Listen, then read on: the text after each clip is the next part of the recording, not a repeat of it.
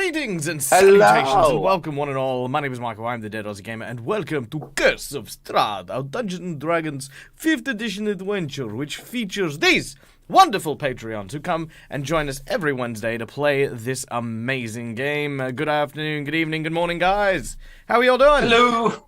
Doing good. How are you? Fabulous. How are you? I'm doing absolutely splendidly, thank you. Everyone's a little soft in my ears. Let me just do some quick... Oh, no. There we go. No, that's all right. It's on my end. I think if my systems are to be believed, then you're coming through fine for everyone else. But it's not like I need to hear you. But yes. No. Anyway, ladies and gentlemen, we are here playing this very awesome Hammer horror-inspired adventure set in the land of Barovia within the Dreaded Realms, the domain of the evil Count Strahd von Varich, and of course, Castle Ravenloft. Now, these heroes have been traversing these rather weary lands on a variety of different quests, and over the course of our games, we have, of course, come across many perils, much of which is in the adventure module that we're running, but also a great deal of these perils have come from you, the audience, because we love you and we want you guys to be playing with us. So over the course of the game, if you have been here before, as you know, you will be invited to create NPCs, to create encounters, to make things good, bad, and ugly for all involved. So yeah. To find out more, stick around. As first and foremost, we are going to give a very special shout out and thank you to our sponsors. Also, hi Karen! I see you. Now, of course, the Dead Aussie Gamer cannot run without, of course, the love of our sponsors. So do be sure to go check out these places. We have, of course, Hero Forge, where we create a lot of the artworks that we use on our streams, such as this werebeer that we could see here. We also use Sirenscape for our beautiful soundtrack, in case you are interested in boosting up your soundness, as it were. Sirenscape elevates most games in a very, very positive way. And of course, our last sponsor, Fantasy Grounds, for our virtual tabletop of choice. Speaking of people who sponsor us, guys, ladies and gentlemen, welcome in the nerds of the West. G'day, guys. How you doing? How was your stream? I hope you guys were doing... Yeah, I hope you guys are awesome. Pew, pew, pew, pew, pew. Thanks for joining us, guys. Look, always a freaking awesome time to see you guys. Guys, these dudes are some amazing tabletop role players who pretty much spend most of their time like doing everything that they can, not just to like improve the world of tabletop role playing, but tabletop board gaming, letting people know like what's good, what's out there, what's awesome. So yeah, definitely check these guys out. Give them a follow, share some love. And they're also fellow Perthians as well, and I've actually featured on their channel once before, and they're a good hang. You know, I was actually more annoyed that I ended up knowing that they were, you know, like in Perth. No, that's not right. Let's try that again. Spelling, Michael, please. You are an adult. You can spell. Boom. Much better. There you go. Yeah, what I was really annoyed at is that I didn't realize that they were literally like 2 minutes away from my goddamn house. That was the, I was like, what? So yeah. We're gonna probably set up some time to go play some Malifaux later on down the track. So check those out. All right. Now, without any further ado, let's of course meet our players for today's evening's events. Starting, of course, with none other than the wonderful Ipselis, played by Kyle from Play Nerd Allies. Hey, Kyle! Hi there. Dead Aussie Game is trying to murder me. I have one hit. Super fun. And that's it. Great knowing you. Yeah, Great. you know, This is gone. It's gonna be done just in a little bit here.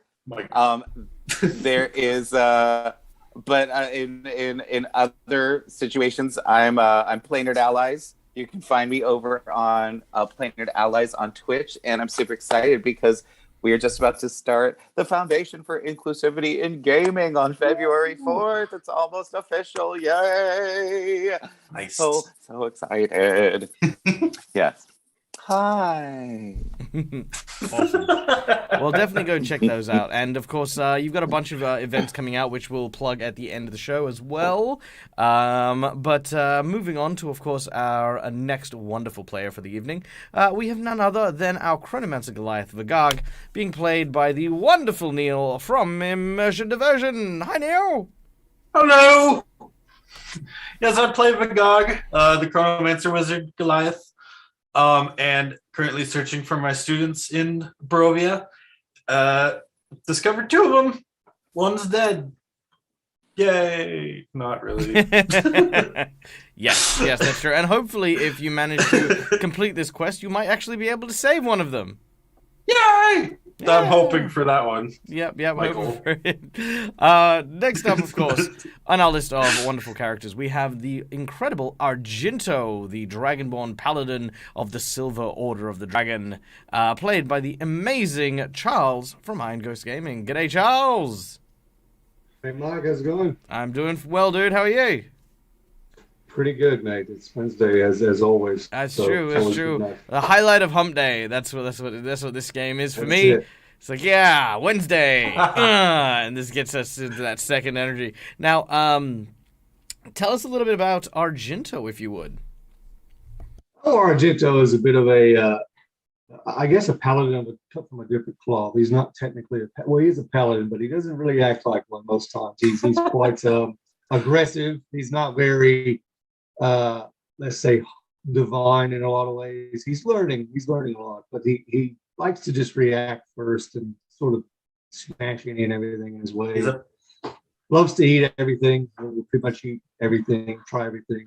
But he's just a bit of a typical dragon. If the dragon was real and was a half dragon, half human, I imagine this is what they would be like. He's the Palbarian dragon. That's true. That's true. Yeah. He's becoming a violent version of Demiro in the sense of wanting to try everything. That includes much violence. Yes, correct. Yes. That's it. Yeah. See, where Demiro wants to try new food and drink and song and laughter, Demiro wants to try more ways of breaking human bones. Yeah. Yeah. No, I like that. All right. All right. Next up, of course, ladies and gentlemen, we have, of course, Demiro, who is unfortunately not here, but hopefully will be joining us partway through the game today, as he is preparing for his long journey to Los Angeles starting tomorrow morning. So yeah, he's coming to go visit you guys in the U.S. We will welcome him. We will welcome. Yeah. That's until you meet Tim. As best as we can. I was gonna say that's until you meet Tim. There's a whole other thing there. Anyway, Tim plays the role of Demiro, our wonderful satyr, who is. I'm gonna deny that, by the way, but I'm going to let Kyle know that I read it, and I am, and you love me for it. All right. So anyway, yes. So Tim plays Demiro, and he'll be joining us shortly. Next up, of course, last but certainly not least, we have Esther, our changeling cleric, being played by the wonderful and talented McKinley. Hi, Mac. How are you? I'm well, thank you. How are you? I'm alright. Excellent. Tell us a little bit about Esther. So Esther is the changeling grave cleric who's at first was much more reserved, if not just because of wanting to kind of analyze every situation, is now just very tired and just wants everyone to stay alive. But mostly things we are doing are negating her efforts. So, she just wants good things, but sometimes we just aren't, acting like we want good things. She's hopeful and perseverant, sometimes challenged. But she's There's hopeful wishing. Well, oh, dear Lord in heaven. All right. Well, ladies and gentlemen, if you have been to the Dead Gaming channel before, then you know what's coming up next. There are, of course, a number of ways for you guys to influence the course of the game as we play. Of course, all donations go towards keeping the lights on and helping me fund and run more and more of these amazing shows. And through your rewards and your donations, you can help my players through this adventure, or you can hinder them, because that's funny. For the price of $5, you can award hero points and jinx points. Now, Hero points can be used to petition the GM for wild, wacky, and mad stuff, which I'm sure that some of you in my player group have noticed. I tend to not allow for the weird, wacky, and wild stuff because that's reserved for when you have hero points. Then there is also jinx points, which you can be used pretty much for the exact opposite of the hero points. They can also be used to negate hero points as well. For $10, you can grant a weal or woe. That means the situation suddenly turns in or against the favor of whoever you decide. Now, this is a specific player or a specific or the GM, so they're a little bit more powerful, I say. Like a situation could turn into, yes, Milage, I am going to try and seduce the one of the party members, and the NPC's like, ooh, yes, and then all of a sudden it's whoa, and then she suddenly goes achoo, and sneezes and boogie flies everywhere, and it's just completely ruined, you know. So wheel and woe, it can kind of do a whole thing. For $20, you can give someone one of these shiny gold tokens. These are natural 20 tokens. Now bear in mind, there's only one nat 20 token for each player and the GM as well. So bear that in mind as we go ahead. But yes, why roll natural 20s when you can just be given one? And lastly, for $50, you can create a magic item, a boss buff that'll greatly improve the strength of the encounter. Or, of course, you can create your own NPC, which will be introduced into the game as either an ally, enemy, or just a neutral, friendly, happy-go-lucky person. Yeah. All right. I think that's everything. We've covered it all. So, without any further ado, let's get into today's session. Now, when last we left our players... Here we go. Our characters found themselves heading northward along across the rivers north of the town of Vallaki.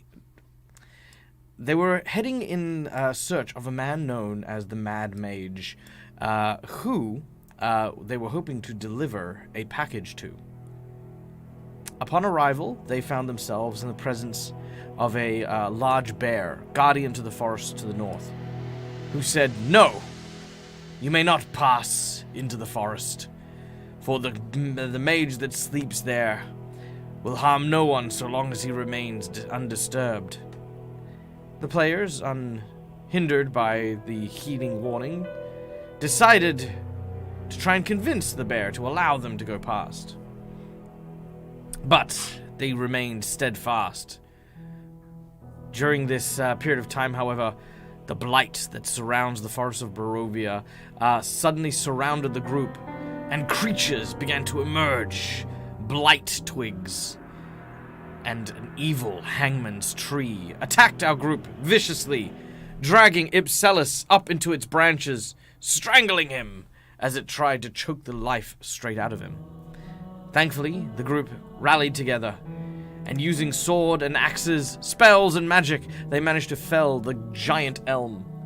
However, as Ipselus and Argento freed themselves from the tree's grasps, the tree tilted, lumbering, and is about to fall upon our heroes. Will they survive? Make a dex save, and let's find out. Ipselus and Argento. I would really like to see if I can't roll under the werebear. Whoa! Like create maybe a little extra padding for me, if at all possible. Argento, can you make me an athletics check? Oh no.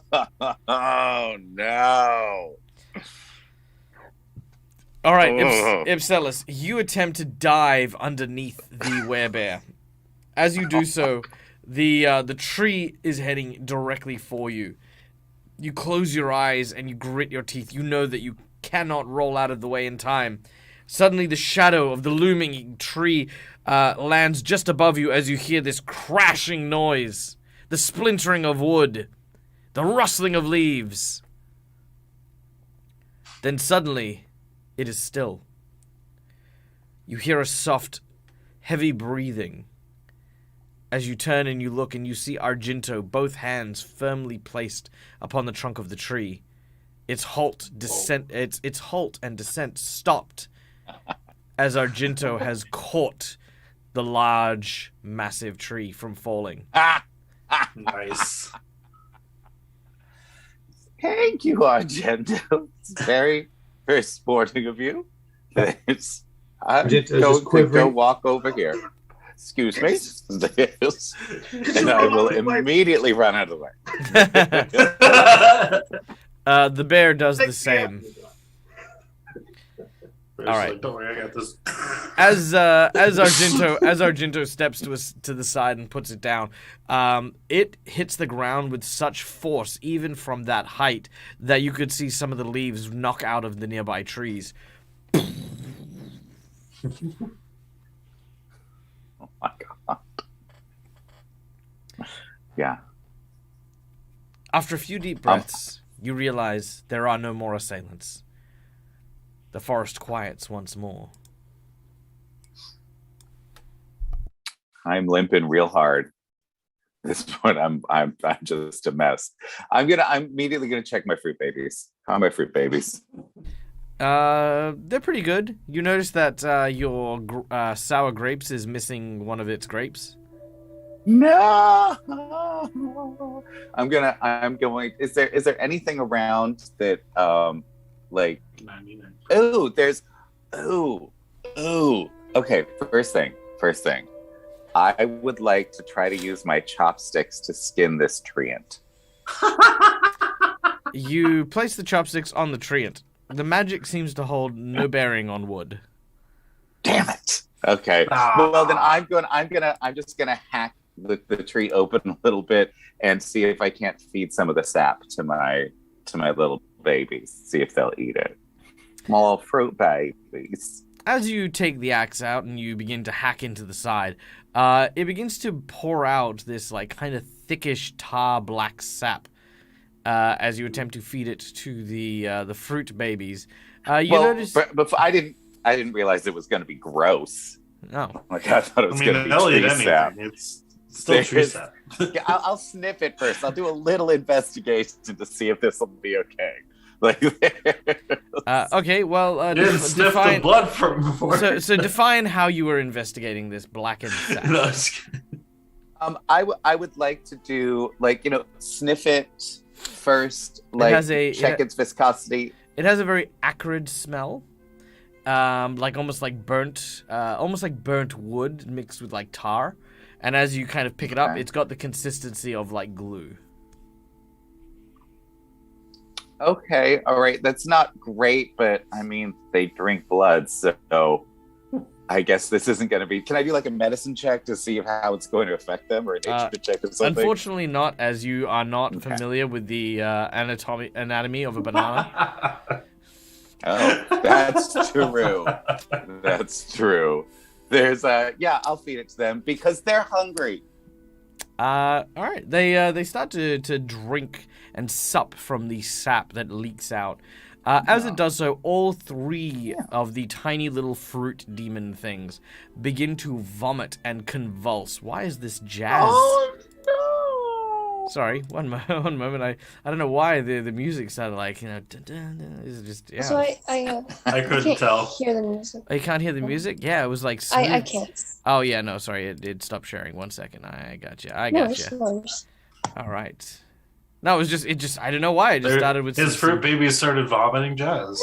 Right, that's what happens. But I am immediately going to cast Cure Wounds on each of my fruit babies and see if that helps. Well, before you do, oh, God. let's get the music going proper, shall we? My babies! No! All right. As the vomit, the blackened, thickened, fruit-smelling vomit, flows onto the forest floor, it spells out something. Something that very few of you can read. Something infernal.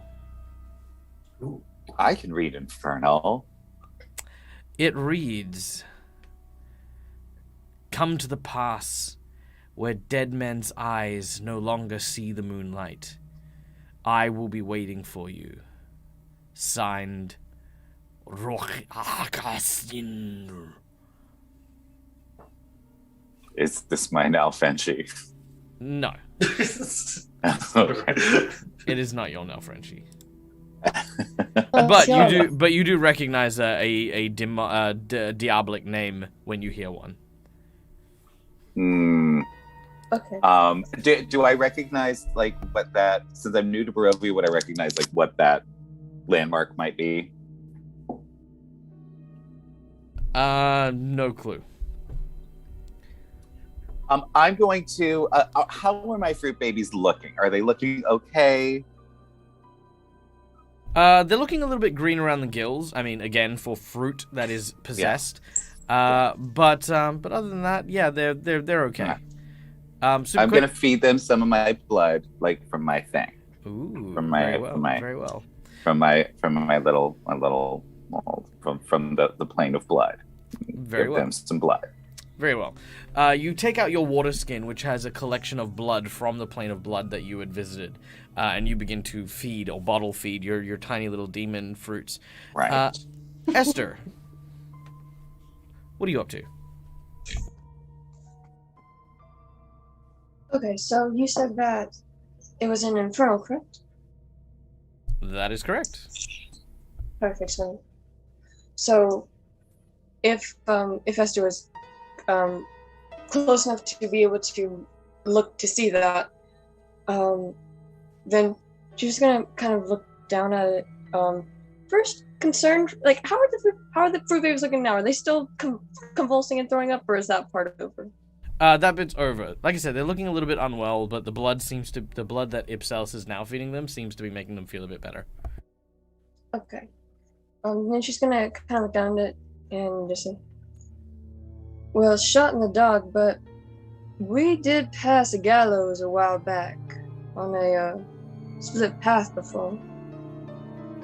It's telling us to look for the path where the dead man can no longer see the moonlight, and as I recall, there was sort of a bag over the illusion's head whenever we saw the mirror. If we want, but that's far away if we're really trying to find this. And she's saying this all to Ipsalis to kind of explain what they've seen, but he wasn't here for. Well, do you recognize the name? And I'm like, you normally carry around a notebook, right? Me? Yeah. Not exactly. I mean, she has loose paper, but she doesn't have like a notebook. Oh, okay, all right. Esther, could you please take this name down? We all know that true names do have power. Let's see if perhaps this name, and I'm going to spell out the name that has been spelled out here. Who knows if it's their true name, but it can't hurt to keep this bit of information. Well, the hells are your purview, and she just follows whichever you tell her. But as she's writing, she's just kind of looking up at you, looking back down, like. Speaking of purviews, I have a certain better ability with bringing people back from the brink than just generally helping them. And in the kindest terms, you're not looking your best right now, honey. So, would you be all right with being knocked out for just a moment? Oh, I know what's happening. It wouldn't be the first time. It wouldn't even be the first time since I met you. The guy just understood he's gonna smack him. There's wait. Oh my god! Did you just? No. She said the wait, so I was like mid swing. I'm like, Continue, please. There's hold on just a moment, and he's going to go and make sure that his fruit babies have had enough of his blood, put it back. It's like, now, I just don't want them to drink it all. Don't want them to get over full. Don't know how long this will take, but all right. And I'm going to lie down on the ground so that I don't fall down. Yeah, that's fair. All right. As you stop to take a breath, you hear this coming from nearby, as the werebearer has basically just been watching your antics. Yeah. We do this a lot, honey. I'm sorry. Yes, I sense that in you. It is why I refuse to let you see the mage. Trouble, death, misery follow you like a cloud. I speak true, as this one treats with abominations. My fruit babies are not abominations. They are fabulous little creatures who simply came into existence and have no more choice about being born than you do. You treat with abominations and excuse them as pets, not understanding the dangers they wrought. Ignorance is not an excuse. Well, then why don't you help me understand then, instead of simply condemning me? My condemnation is your explanation. But this message,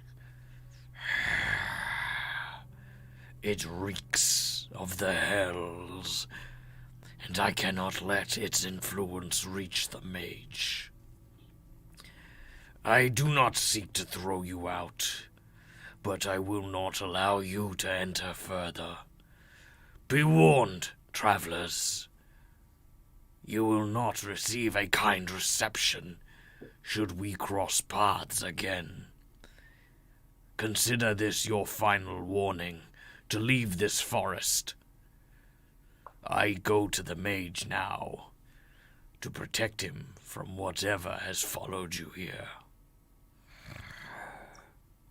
Well, I suppose we could go and get rid of whatever this is. Maybe that would help. Would that help prove our intentions are not nefarious to you? He snarls, or she snarls, and transforms into a bear. As she does so, she then begins to lumber into the woods. Just no talking to some people. Now what? We have to bring that item to him, but we're not allowed to enter now. Like, should we go to where that? Did Ipsla say what the sign on the ground said? The wording. Does Ipsla share the information? Not yet. Then I haven't yet. I'm still in the middle of my conversation with a bear and a person that's apparently trying to knock me out. So, Esther's sitting there. Go to sleep.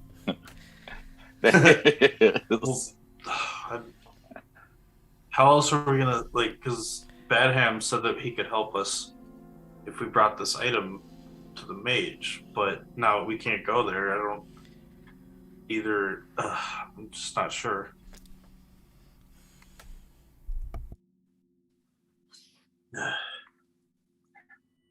So confused. I'm still waiting on Esther, so I don't know what's going on here.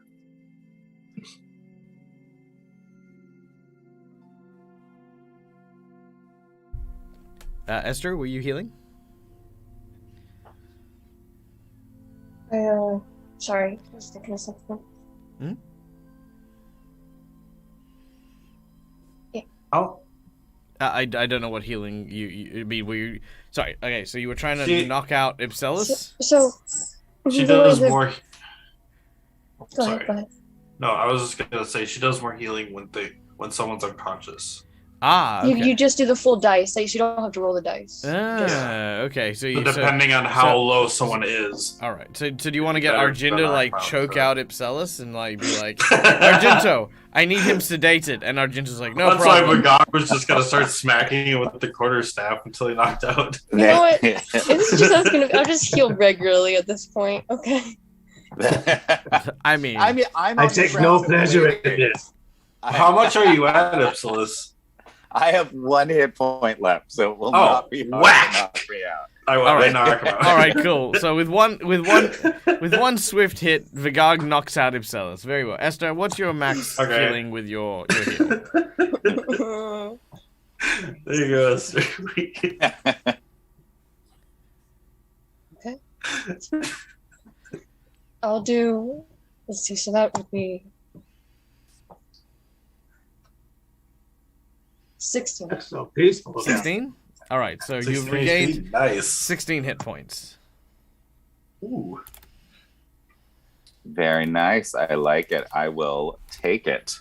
He's got just a giant bump on his arm. Boom.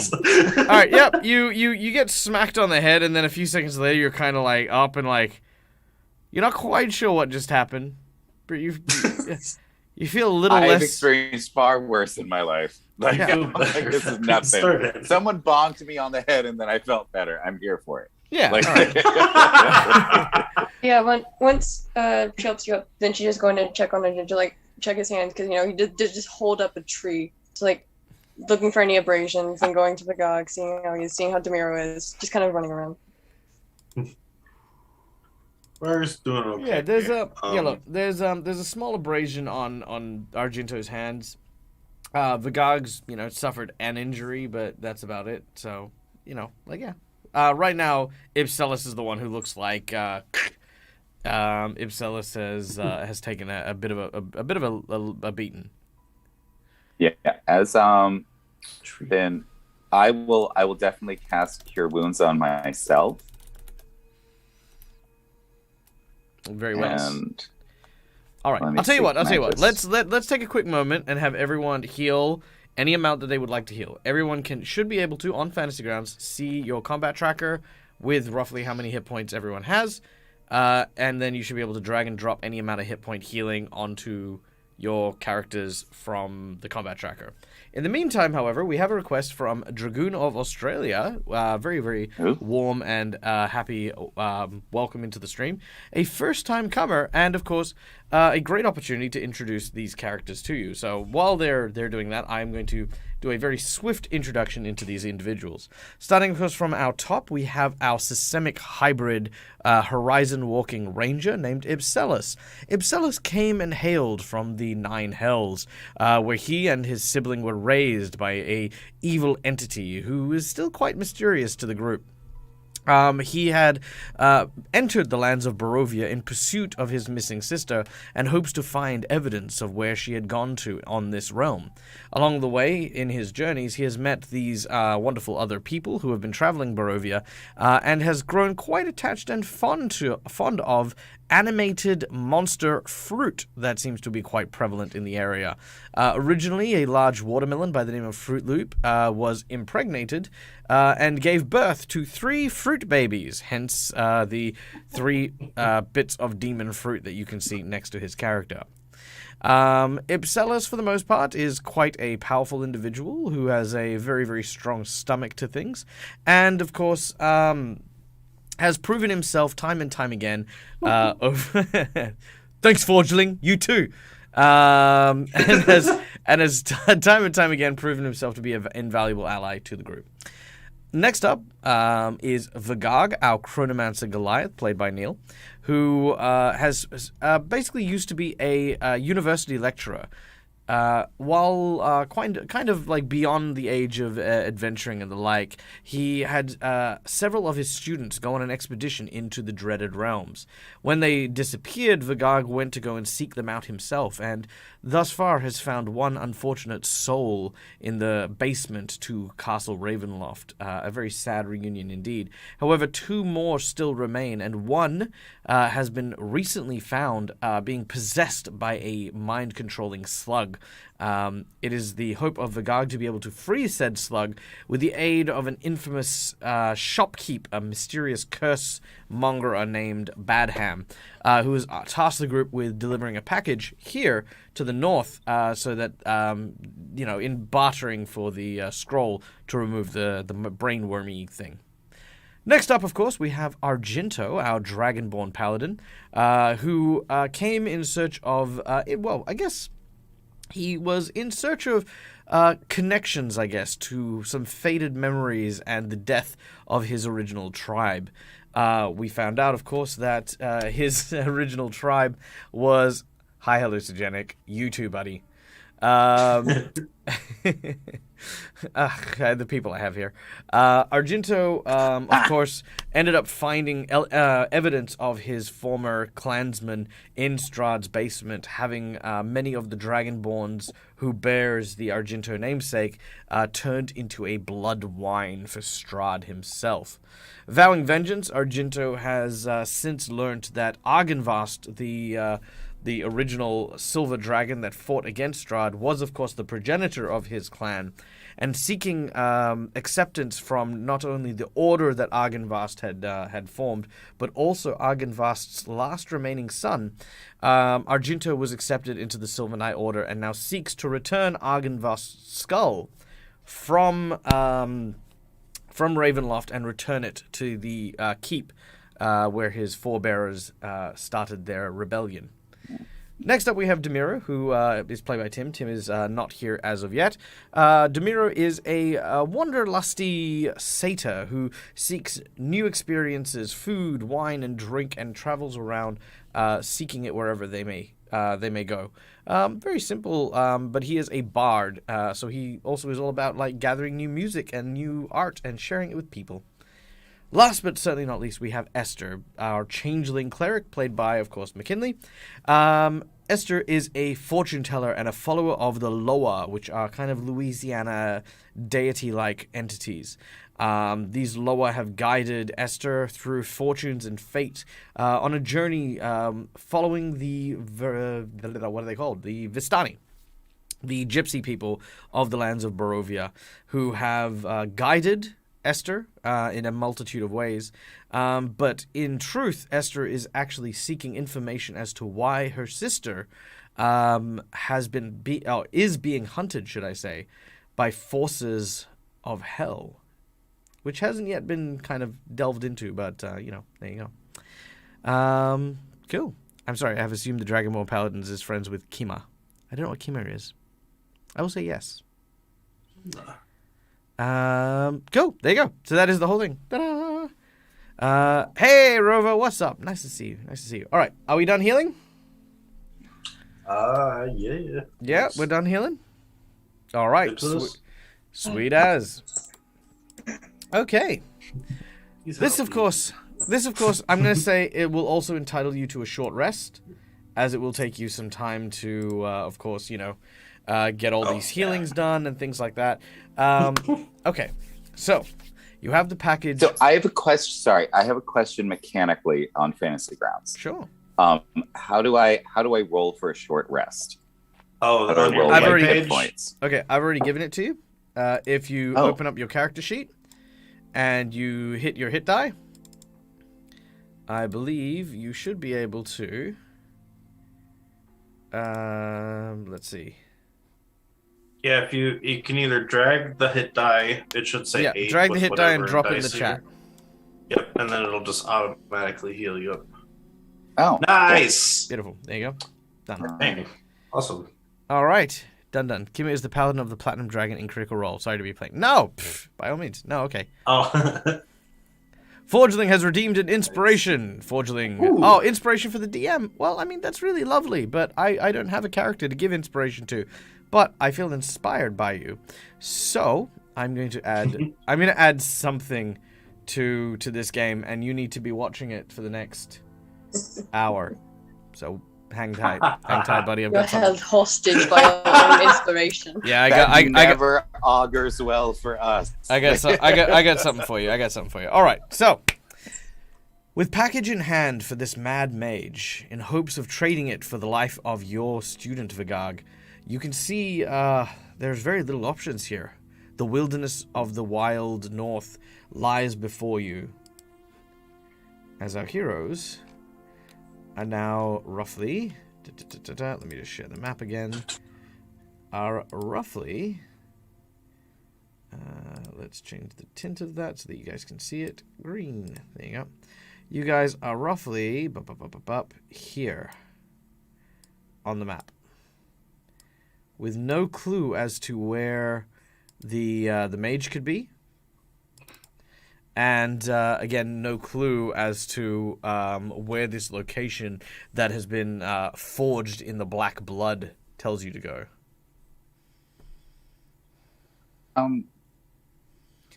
So I've now had a conversation with Esther, and I just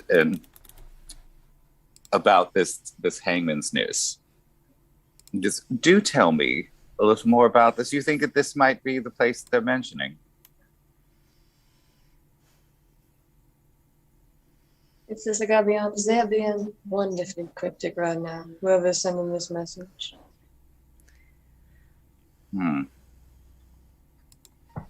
It's never a good idea to deal with a devil or a demon without a bit of research first. I'm wondering if we can't find out something. Do you know of any libraries or anything? We might be able to research a name like this.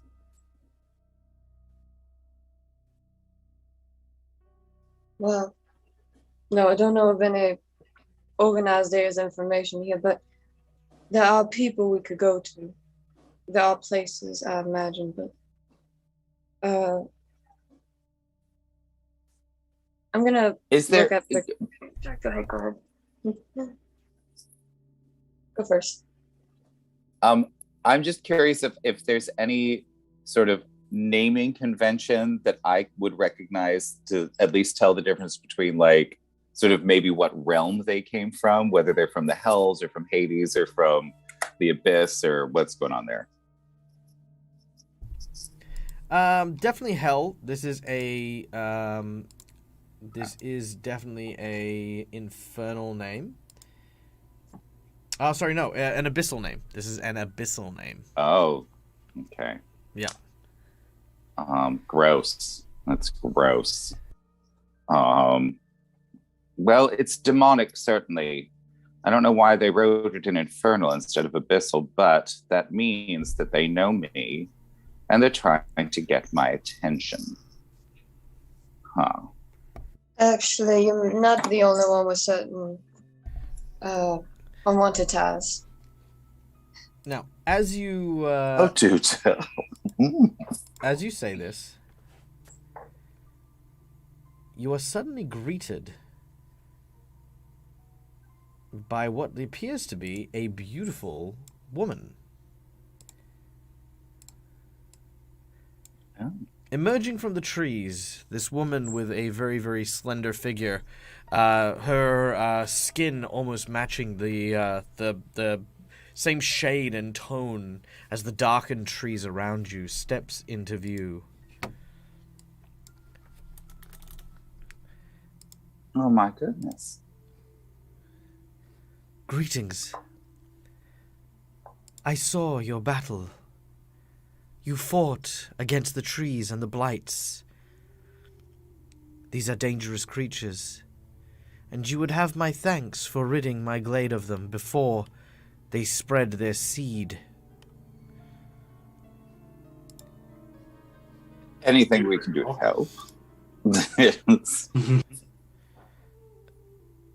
I am Ivera, and I speak for the trees. Is your nickname the Lorax? Do not laugh at me, or I will backhand you. I couldn't help but overhear. This creature, I think I know the location of which they speak. You see, a tradition long and as ancient as the stone was a small rook outposted on the far side of the northern hills. There a gallows lay, where the traitors to Barovia were once hung. They were always hung facing towards the mist, so as the last they ever saw of Barovia would be the nothing. It was a torturous place, an abandoned place.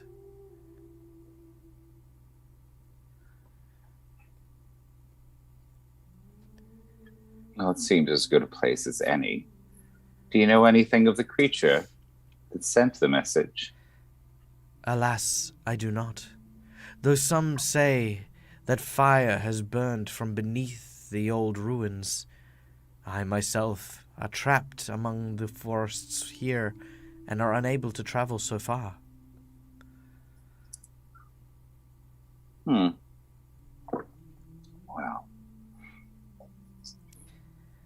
That's quite interesting.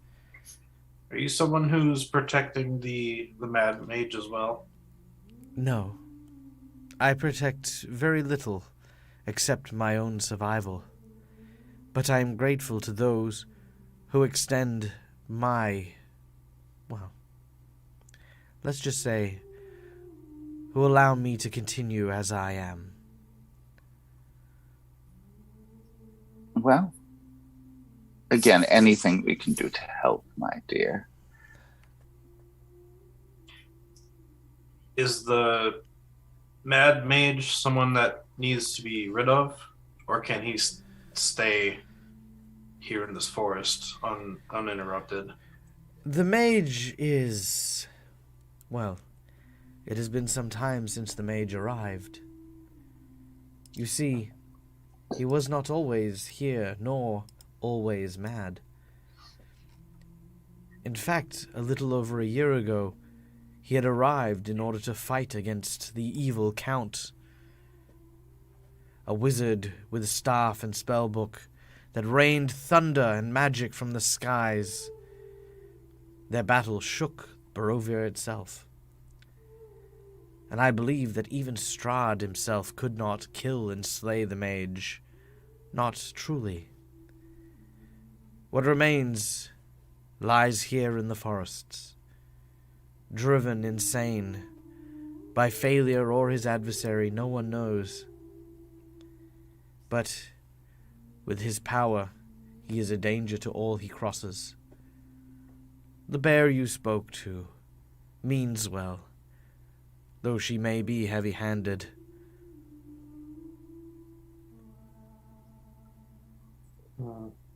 She said that she wishes to protect the mage, not just to keep him from hurting others. This is not untrue. Were the mage to use its powers, it could very swiftly become an entirely new evil to this land. And all would be in danger. How many existential threats, in fact, exist in this land? I believe This place is known as the Dread 4. Realms. Why don't you take a guess? A good word, guess. We've already met 3. Yes, there's... I feel like there must be some solution where we pit all of them against each other. I never even thought of that. And then we take out the loser. It would be... The winner. It would certainly be quite the engineering feat, as it would be a fly attempting to spin webs to ensnare multiple spiders without getting caught oneself. I do hope that you can do that. Well, when the fly doesn't really care if they get ensnared, Well, makes things a bit easier. yes, indeed. The fly stops buzzing very quickly in that scenario. 'Tis true. Madam, thank you for helping us now. Of course. I understand that you said... It is as if the fates themselves have summoned me to give insight to you.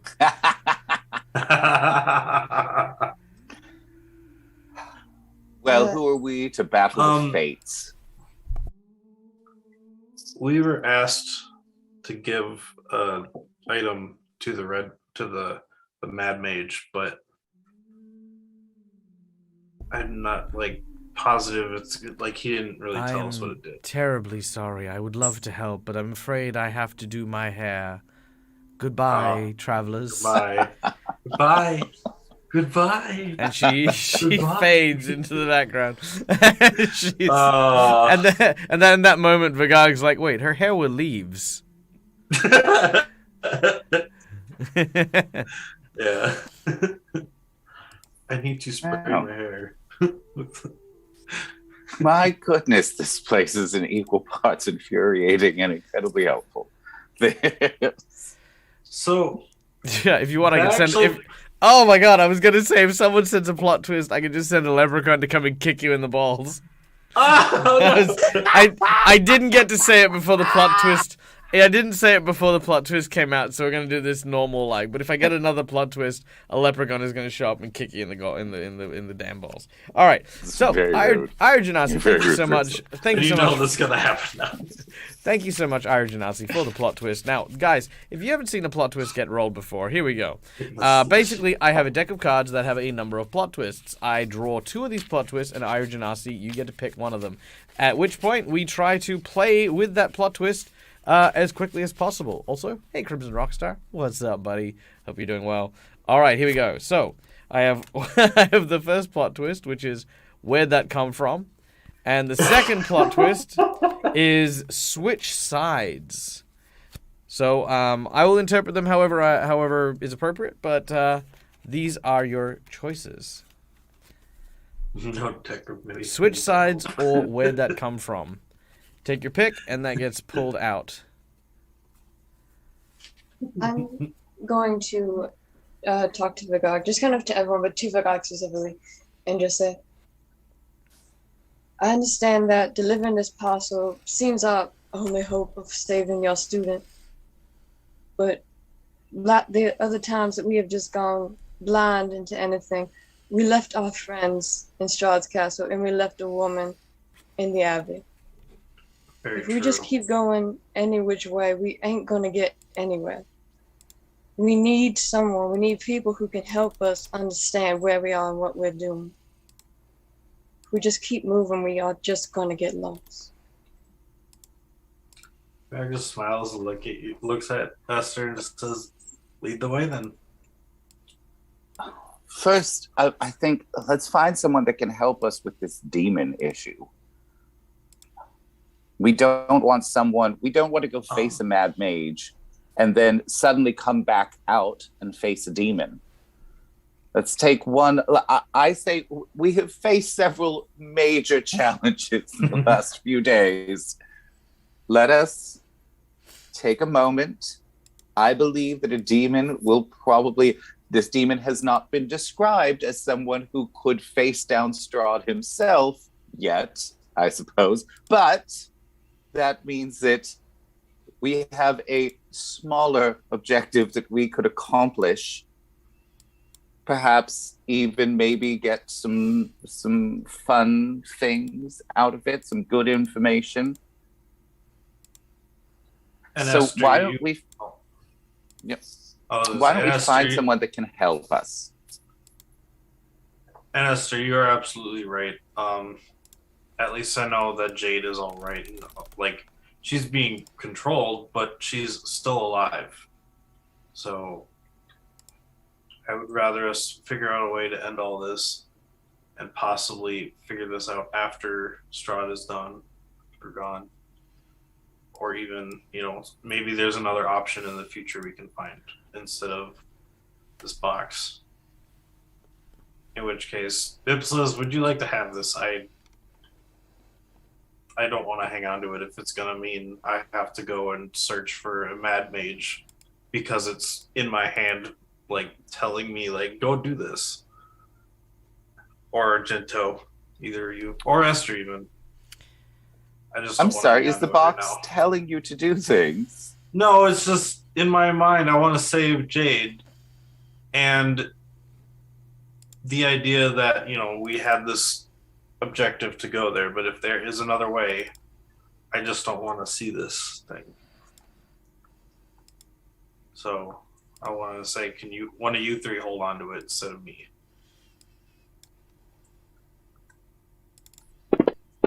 Actually, we still need to figure out what it does, but Ham just kind of handed it to us. So maybe I'll hang on to it for now just to find out what it does in a bit. But I'm glad you worked that out for yourself. Glad we Um, could be here to help. This. we still need to find Soren too, so I kind of want to maybe before deciding, because Soren might be able to help us if he's not in trouble. He was my smartest student. I'm hoping he's still. Where did you leave him? All three of my students came to Barovia at the same time. I have no idea where Soren could be. We found Jade, and then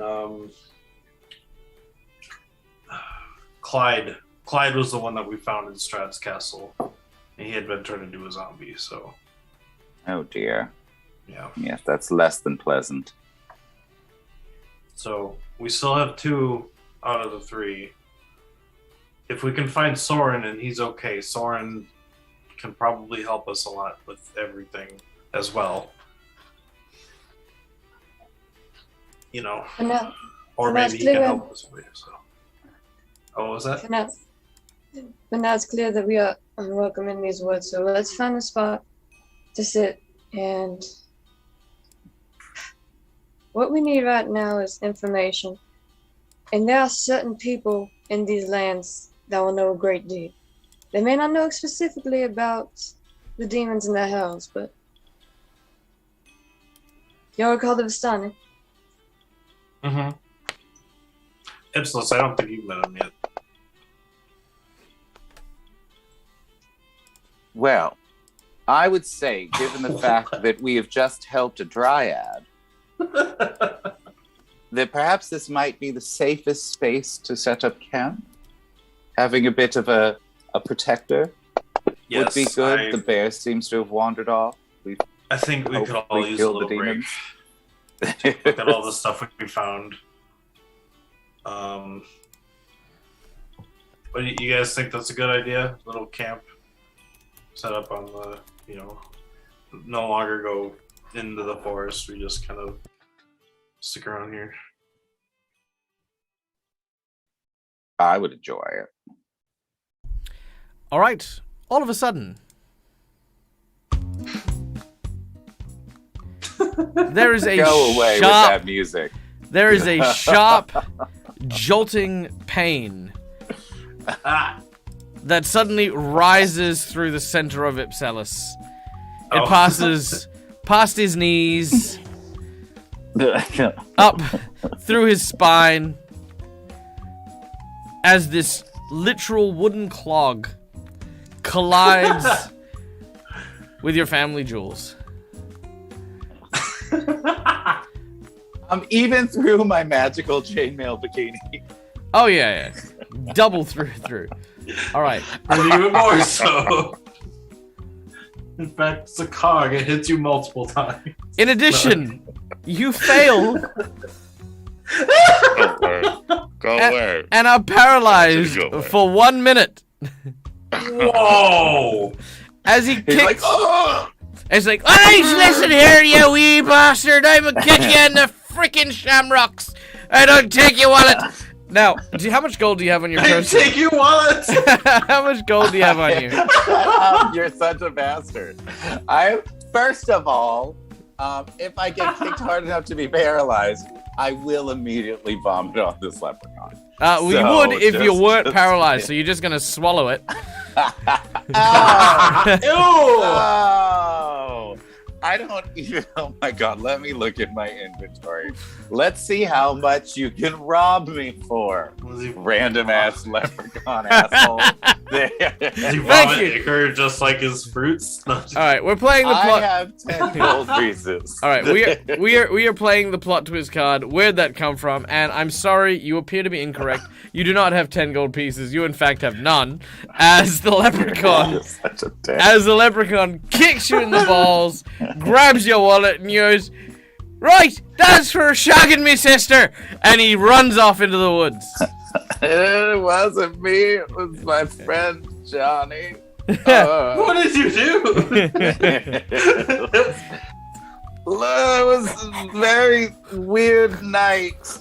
There's a lot of portals involved. I'm not Don't remember Well, exactly Ibsellus- what happened. Well, more specifically, Ibsellus seems to be unable to do anything but groan for at least a minute. But you all very easily see this leprechaun. Again, big, huge, freaking clog that has just hit Ibsellus. Ibsellus has gone, like, kind of to his knees. He's taken a few super deep breath, and yeah, you see him running off. What do you want to do? Anyone? Except for Ibsellus, who's paralyzed. I look at the. I look at the leprechaun. I'm gonna cast momentary stasis on him. Oh, are you now? I'd like to see you try your giant wet blanket. If I flip you upside down, you look like the world's dirtiest mop. Where is it? We killed the red cap. Why are we bothering with the leprechaun now? Oh my god. Constitution save. Oh wait, no, I have a thing I can roll for. You look like a shag carpet at Grandma's yard sale. I'm just in the. Oh, you know what? Your momentary stasis, I think I figured it out. It's about boring me to death while I wait for you to cast your frickin' spell. I can't cast it. I have nothing to throw it on. Alright, there he is. He's in chat. Right. So the con DC's 14. Alright, roll it on him. I was like trying to roll it and it says what? Yeah! I'm gonna use my jinx point and re-roll that. No. Okay. Do it again. Drop it on him. There you go. Yo! I see England. I see France. I think the gag can't roll for shade. Wait, how do you know my name? Yeah, where'd you get on names? He says, "Let me What? guess." He said, "Okay, yeah." He holds up what looks to be this like crayon drawing. It basically just has you all like kind of like almost like a wanted poster, except like it's like really grossly drawn, like a big bushy thing. It's like Vagog, and he kind of throws it on the ground, and it says bounty this much. And then he's got one for Argento, which is like the dragon. He's breathing fire. It's like, you know, this is bounty for him. And there's one for Esther as well. Esther's kind of like, you know, got like a big warty witch's nose. Big kind of, you know, like hair growing out of it. And then you've got Ibsellus. Ibsellus looks like one of those, like, you know, like Brazilian dancers with the fruit on their head. Except the fruit's like eating his brains. And Demiro? And Demiro, they've turned into like basically just this kind of drunk. So it's like this, you know, like kind of the big Saturnalian satyrs, like the big gut, you know, kind of huge beard, pouring wine over himself. You know, that's kind of what he's looking at. He's Phil. Nice. Nice. That's just gonna. No, go ahead. Go first. No, you're good. Nope. What? No. Sorry. No, we aren't. That's a no for us. That's a no for us. We aren't going, or no for. No, that was the music. Yeah, it's not. Oh, okay. Like I said, no, you're not. No. All right. Yes. All right. Now listen to me, boyo. All right. I've taken what's mine, and unless you want to catch one of me red caps yourself, you better back off. Wow. It was I'm looking at the one of us like, did you make these? As he threw them down, I'm just looking at him like, did you make them? Of course I didn't make them. I'm the world's most famous bounty hunter. My name is I Can Sam. I can't. Sam, I can. Oh. No, it's I Can. I Can. I-C-A-N is one word. It's not 3 words. Oh, I can. Yeah, agent. Okay. Now, unless you want to catch the stub of me tiny shillelagh, y'all better piss off. I was looking at the wanted posters. How much does it say our bounty is? It's very hard to say. It's barely legible. Your sister had a tiny shillelagh. Oh, I'm oh. All right. Well, I'm going before that guy's paralysis wears off. Goodbye. What a poor bounty hunter. He said it was the best bounty hunter. Didn't even look at the boundless force. He just took your gold. Honestly, that's some Argento, what are you doing? Yeah, Argento, how are you feeling? roll over. And I'm like, are you guys done? I'm trying to sleep over here. Yeah. It's like you said we were setting up camp. Yeah. Sergeant, so sometimes You guys should know there's come and 3 attack things our I like to friends. do. I like to fight, I like to eat, and I like to sleep. Those are the 3 essential things that I need every day. You like to fight? That That guy just took Ipsil's money. It did. Well, didn't take my money, so I'm all right. But I kept going after him. He's gone now, obviously. He should have woke me up. As this happens, you hear you actually hear this this very soft and muffled. Murray. Like a loot Murray, goblin, come on. he just runs away. Present yourself, Murray. I just. Oh, That was hilarious! I can't believe those leprechauns actually pulled it off. I paid them peanuts. I mean. What kind of peanuts you? I closed the bag before you get getting the that in the back bag. in. Murray, I'm gonna What? need. No, I didn't hear anything. How did You you didn't hear hear anything. when he You was said in the something. bag? What? You didn't hear anything. You No, I said didn't- something. You said something very concerning. No, to me. I couldn't have. I have no lips.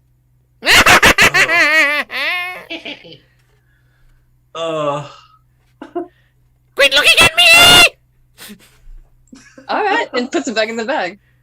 Okay, bye. Bye, Murray. Nice seeing you. All right. See you later. Yeah, you're fairly confident Murray has paid off some tiny sprites to just mess with Ipsilus. You're just like, how did he speak through the bag to the bits to the sprites?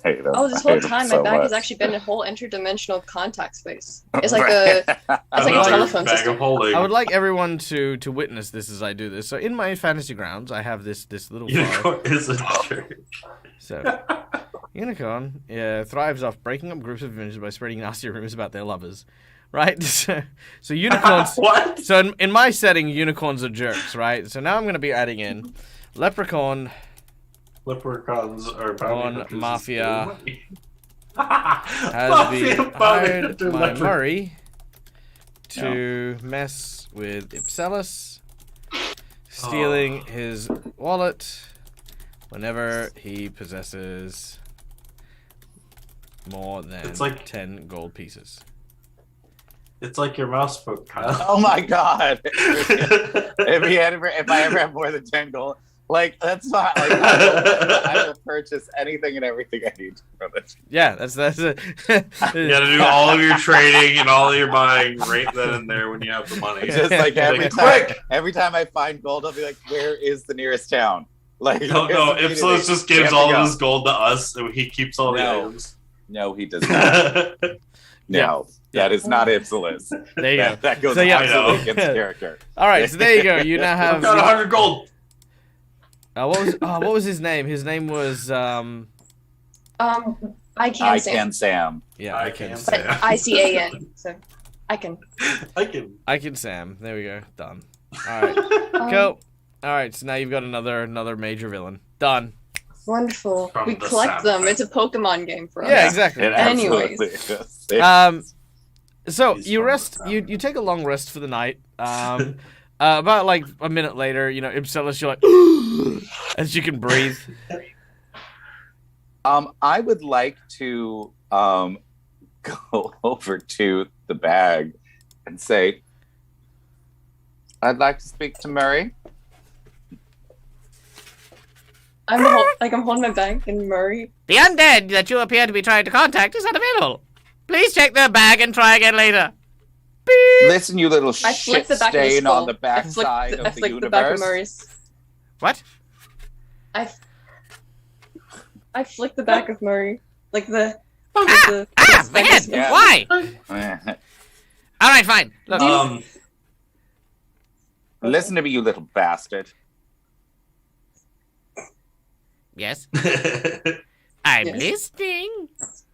I appreciate a good jape just as much as the next person. That was pretty I good. will He not. kicked you square in the bollocks. I don't even have nuts. You couldn't get revenge even if you wanted. I flip him I again. think I can, though. Oh, what are you going to do? Murray. I'm a head in the box of a voodoo witch. I'm going to ask you a question. Oh, yeah?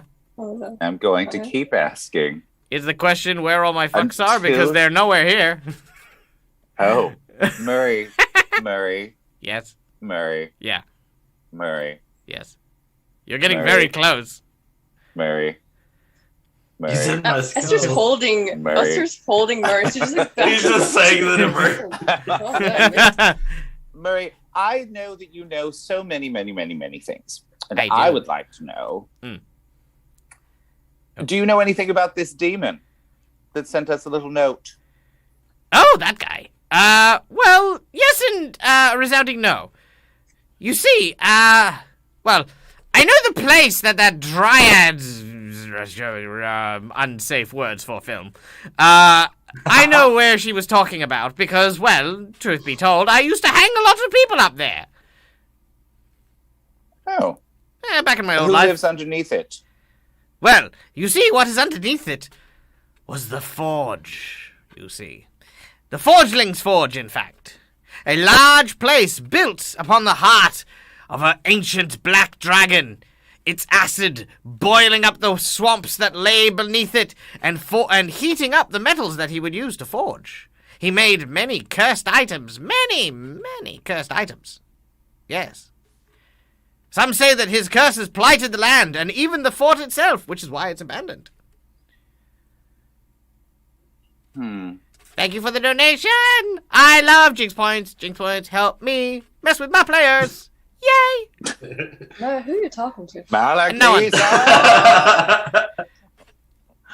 I'm talking to no one. Fourth wall break. Murray. Murray. Yes. Who would this demon be then? Why would they take up residence in the forge? Well, one would assume it's because they wish to forge a cursed blade. That's the only reason to go to that horrible location. Either that or they are a cursed blade. Ah, shit. Yes. Curses! Curses! Okay. Well, now, Murray. Argento, I'm not Argento. I'm Murray. I ain't talking to you, Murray. I know. Argento. It's been a while! I know. I'm sorry about that. Anyways. Argento, your hilt. Your sword hilt. Where is it? The broken sword. Oh, it's still on me. I haven't really checked it in a while. You check Look your around. back. You check your back pocket. You're like, shing! Oh, here it is. Ah! This is the Strahd Here it killing is. blade known as Dawnbringer. Yeah, I have it right There here. it was. Strahd killing. Oh, I Pain I in should my probably put a backside. bell What on was this it? or Oh. something. Yeah. Thought I was sleeping on a rock or something. Just glad a leprechaun didn't come and take it from me. No. Man, Bad Ham's got some Wow. sticky fingers. Yes. But Go ahead. Yeah, I have it now. And I'm like, would you like to see it? Right. Esther? Would you? so this blade, just looking at it, so your blade is unfinished. And now we're talking about a cursed forge. Specifically for making cursed blades.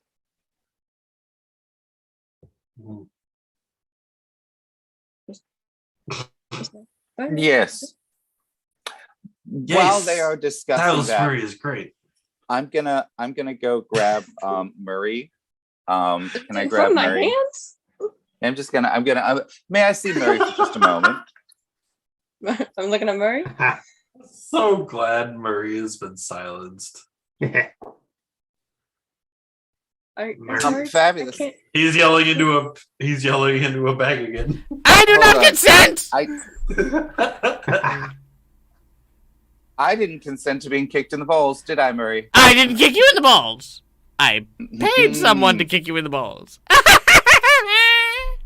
Where'd you even get the gold? It is. Oh, it is Esther. Oh, by the way, surprising. Esther, take 2 gold off your character sheet. Ah, Will do. Look, I How have a did bunch you of sleep other with people anybody, I know Murray? on- Like, How did Murray speak with a leprechaun? I'm trying to figure this out. He's been in your bag the whole time. My bag has many secrets. Am I like still sleeping or what's going on? I guess Murray paid. Is this another sprites. dream? Am I still in the tavern? Am I in the Blue Water Inn still? That place is crazy. May I see Murray, dear? I look at myself. No, you got yourself into this mess. I can't exactly be the mediator. No. I'm going to take Murray. Hello. And Do not I'm going damage Murray. I will not damage him. I'm going to remove my shirt, and I have not bathed in many, many days. What shirt? And I'm gonna just like rub Murray under both my and what? then This is Wait, weird. what? This is What very shirt? uncomfortable. You have a shirt? yes, Murray, this will happen every time I get kicked in the balls by a leprechaun. You know I don't have a nose, right? Doesn't matter. I know exactly how weird this is. This is pretty weird. Look, I'm just trying to say it's less. Let me see, Murray. This is nothing. Didn't your shirt explode off of you when you... Well, I got new clothes, remember? We're still in the forest. Yeah, Esther gave me new clothes on the boat. Oh, You know what? true, yeah. I'm setting Murray down. I had something I wanted to ask Argento for a long time. You can deal with Murray for now. I need to ask Argento something. Murray, you're on your own. Anyways. What do you mean I'm on my own? I have no body. Well, you're on a rock now, Murray. I hope you enjoy your time. Just sits. I don't think this is a rock. Help! Oh no! Ah! There he goes. What? Off he goes. All right. He's What, what are you saying to Argento? Did you want me to do that first or finish the Murray scene? Do that first. Mari will wait. Okay. It was a bit of a strange question. First off, Argento, do you still have that well, it was like a sash that Miss Esmeralda gave you? Well, yeah, I don't remember that actually. I forgot all about that. She gave me a sash. Was it? If I may.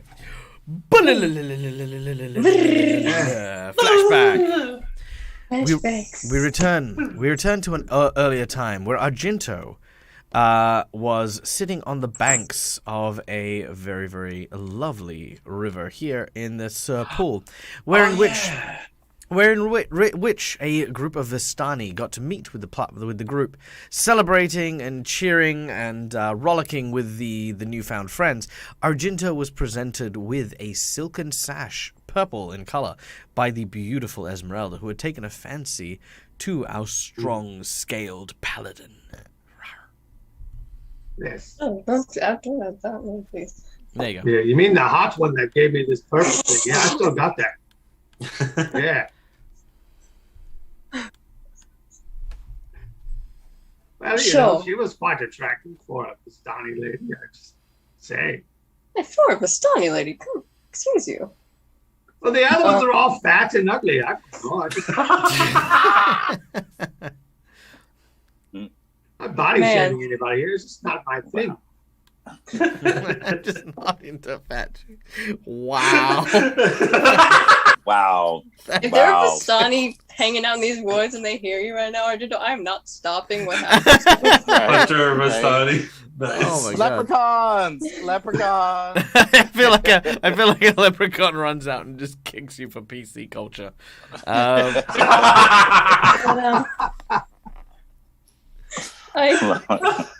Well, plus size. However you want to say it, it's all the same. Yes, I have the stash from the I lady. feel like we're who gave getting it to too me. Let's far just away go from back the to point I'm trying to make, so maybe we should stop here.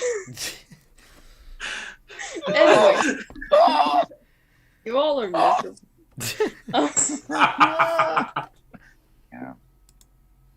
Well, the reason I ask is that I may be able to get in contact with Esmeralda the same way I was able to get in contact with Irina to ask her questions about what we're looking for. But it reminded me, I had a question for you. Well, now that you're a knight of the order, you are tied to this land. Not in the sense that you are stuck here, that you are actually literally tied, but this is where you're meant to be for your purpose that you've decided now. As a knight, you are. I want to know if you want to learn more about this land, and if I can help by getting back in contact with the Vistani. Yes, I think at this learning what I've learned here, like I don't really have a home anymore. It's been taken. So essentially learning what I've learned about Argent Boston, my descendants from this great dragon, I guess in a way, this has become my home in some ways. This is where I belong at the moment. So learning more about this place would never be a bad thing for me, especially if we are successful in our mission. It might be a place where I stay.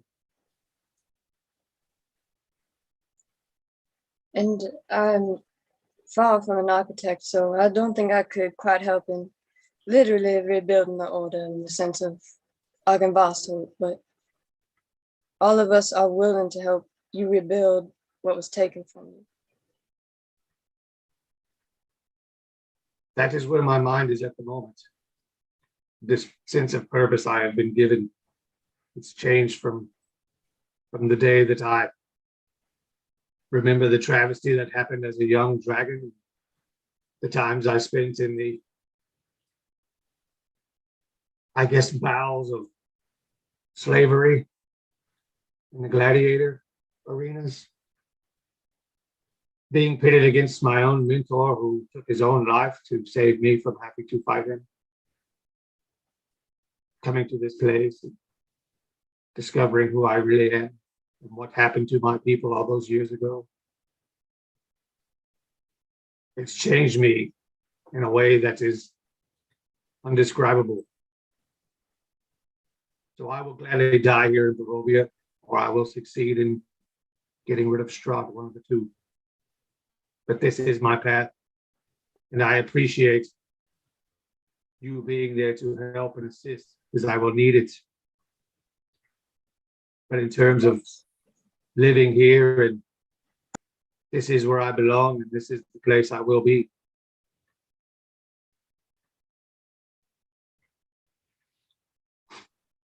Well, thank you for letting me know that.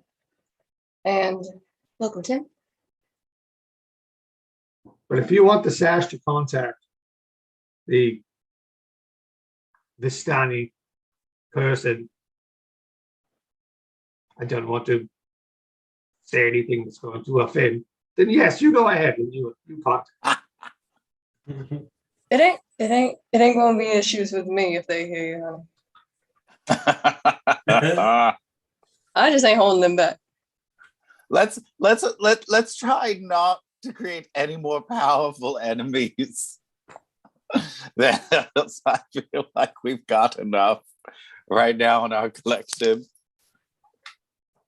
Honestly, it's kind of impressive at this point how many people want us dead. I mean, I really don't know what I said. I'm a little bit confused here. I just said she was hot, and the others were a bit on the plus side. That's all I said. Tim, to let you know what's happening. Apparently, we're talking about which Vistani are hot. Yeah, it's just a straight up. We have a dragonborn who is just being a straight up racist. between her and Irina, they you know. I just think you are not helping yourself. I need you to understand this, honey. You're not Irina helping and yourself. her would be the clear front runners. That's all I'm saying. Yeah. Yes. Yes. You know, maybe even Webb puts them on as a distant third. She's a dark horse. I think in the vein of moving things on, let's just say that there's an evening of you know the very you know like Barovia's hot or not list. To educate. Right. Yeah, right. Yeah. So there's a whole thing that'll happen. There's a long rest that'll occur. I write also- notes on what they say to. Just to wait till I have the take over. receipt We're for going to those have a done. Barovia calendar. You wait and see. Oh my god. Oh my god. Continue, Michael. Continue, please. Yes. I want to leave the situation. Yeah, Really let's- quick, Michael? Yeah, we're Yes. just we're gonna move right past this. While they were talking, I was gonna cast identify on the item that Big Ham gave us. It's a box. Well done. Is that magical? It is a lead line box. Okay. All right. All right. Now I Murray feel is like being it might be something that Pandora might wander No. around with. now Murray is being escorted away from the group by what looks to be a large fiddler crab. A large what? Oh, you just cut Fiddler out it. crab, very nice. Goodbye, Mary. guys. Have a nice life. Guys. Or not. Hello. Hello, guys. Are you not helping? Should Are we we not? save him? Fine. I go after. I go after Murray. Murray is I'll go run.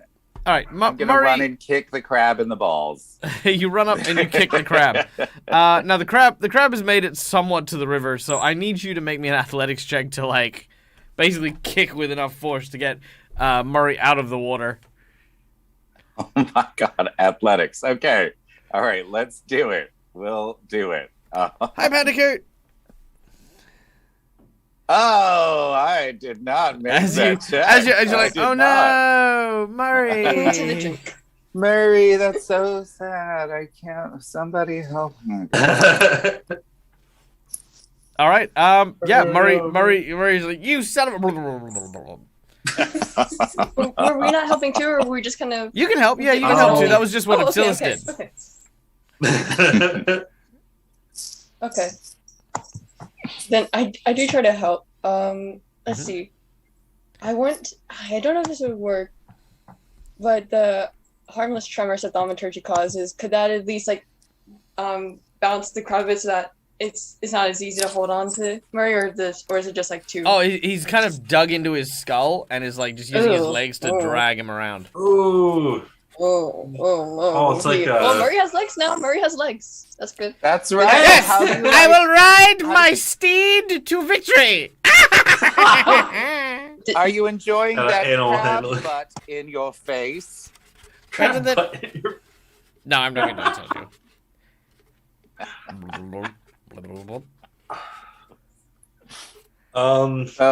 Fine. You know what? I'll use shape water to pull the crab and Murray out of the water. To kind of like get them in a bubble of water and pull them out.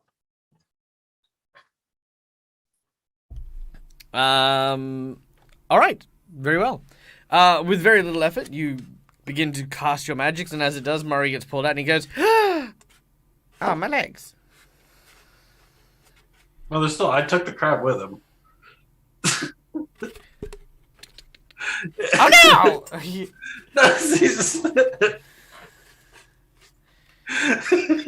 Bloop. Just can't pull him back out. Okay, this is weird. Crab's Someone must still with stop this crab! Stop that! Ah! him. All right, I will God. shoot an arrow at the crab. I'm going and Peachy! sleeping like Argento. Peachy! No, I think I Monster! You killed Pinchy! You watch as Murray moves his jaw and he eats the crab. Like shell and all. Like you just hear this crunching and he burp. Where How did is that it- go? You know, I don't rightly know. Gross. To the void, to the void. How do you adjust? No. Alright. This is why we don't let Murray out of the bag. Yeah, I was gonna say He let himself out of the bag. Favorite NPC They out put- of the bag again. Alright. He paid sprites to attack Ipsilus. 12 hours pass. And you guys enjoy a long rest, recovering most of your hit points and restoring your abilities. In the morning, you begin to set your way to the north, where you know that the dryad that you had come across had told you about a set of ruins The journey is long and arduous, though as you are making your way and the moonlight above Barovia, which never really shakes, makes it very difficult to say exactly how long you have been walking, you are fairly confident that by now you are edging closer and closer to the mists that surround Barovia. Now I think this is the first time Ipselis has been around the mist, but the rest of you recall your first experiences approaching this large and indomitably vast empty space. As you pass the nearby rise, you can see on a hill the fortress, a large rampart on which a old and decrepit gallows now hangs, and beyond which the endless void of the mists of dread. Now, as you look out over it, Ipselis, you can see something that you are kind of familiar with, but also seems very alien to you. Beyond and in the mists themselves, roiling around, appears to be these fantastic, colossal, and immense beings and creatures of different shapes and sizes that move lurking in the mists beyond. You're not entirely sure what they are, where they head, or why they do not penetrate the mist and step into the lands you see. But all you know is this deep down, you know not to enter the mist if you value your life. Now, so these are the mists. Interesting. Have you seen these before? Everyone else When had we seen these entered. when you first entered, yeah. Yeah, when you first came through. Do you know what Yeah, those lost. beings are? The beings, do we see them as well? You see the beings, yeah, you all see the same thing. But But have we seen them before? Yeah, you would have seen them. You would have seen them before. Looking into the mist, that is. We haven't really stood around looking into the mist very often. No, probably not. In which case, it may be the first time you've seen them, or at least the first time that you've really had a good look at them. Can I see if maybe I've heard? I mean, I might not have read any books from. You know Barovia. absolutely nothing about these enigmatic creatures from beyond reality. I don't know. I know, that's what I just said. Knowledge nature. Study of the I'll college. All I can guess are that these these beings are the creatures the entities that do keep everyone here, or they're the ones that try to get out. Oh, so maybe they're just stuck in the fog.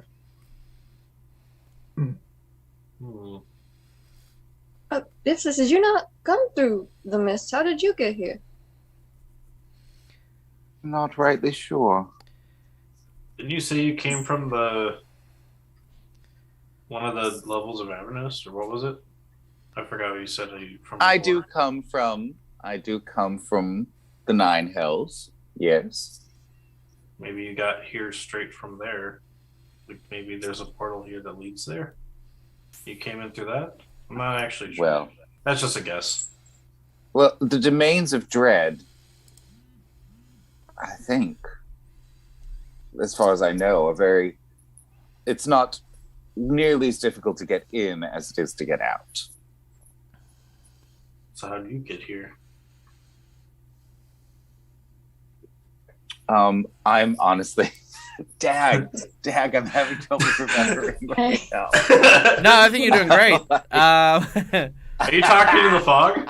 I don't think the fog can answer your question. You actually don't rightly remember. All you remember is washing up. Like, you fell into basically what is effectively a large body of water that was supposed to take you out, but instead you found yourself in the Lake Zarovich.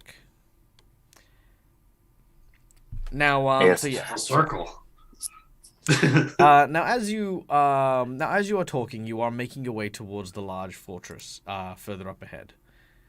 Now, as you do so, No, stop it, whatever you're doing, stop it. He literally just said as you do so. I think that we have too much paranoia right now. Every time he's ever said that, something terrible has happened. It's chill, you're gonna laugh. Go ahead. Okay.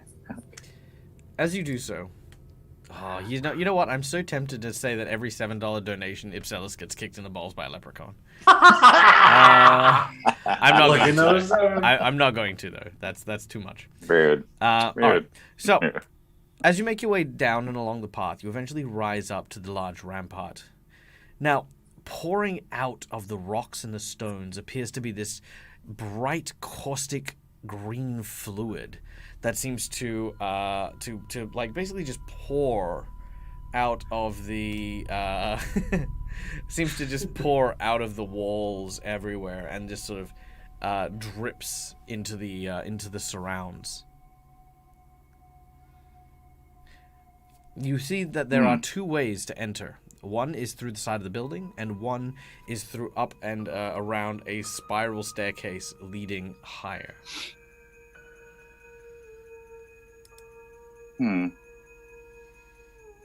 Well, I am always one that wants to maneuver tactically through a space. That's what I was taught. Is the space up at the top, is that towards the top of the building? Yes. I think we should do something similar to what we did in Argynvostholt. Let's start at the top and work our way down, ensure that we're not going to be attacked from behind at some point by something that we didn't realize was there. Who can see better? Like I can see in the dark. So, for visual reference, so this is an enclosed area, and you said what are the two entrances? One is in the side of the building, and the other is at the top of the spiraling staircase that leads to the building.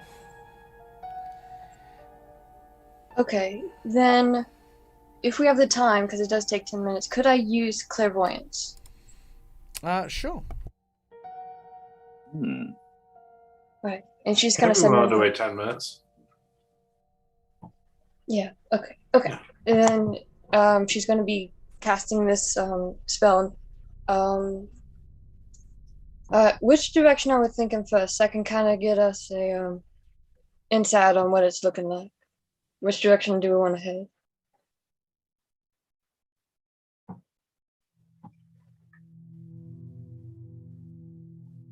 So which path are we going? And then I can just look. Oh, I think that I would like to go up okay. the top. Sorry, Yes, I thought you were asking. I thought you were asking Donnie. Michael, yeah. I was sending things up in the background like. Ipsilis suggested that we do the top and then work our way down. So I guess we clairvoyance that first, and then. And there was a stairway up the top. Okay.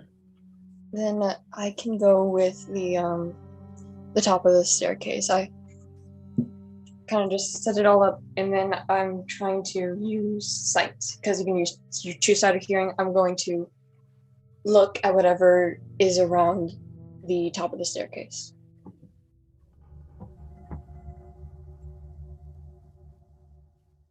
We can't hear you. As you cast your clairvoyance, your eye begins to move up and around through and into the building and the top of the rampart. There, what you see are a set of gallows that are broken, and dangling in the wind are 3 large nooses, each of which seem to hold the husk of a dead humanoid, each of which face out towards the mist. That is all.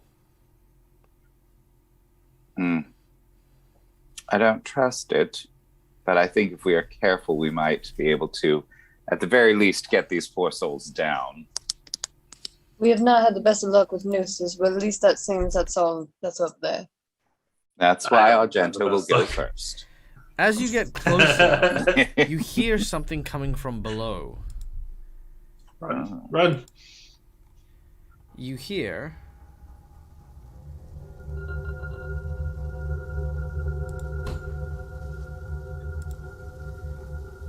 the following, which hopefully will come through clearly and not softly.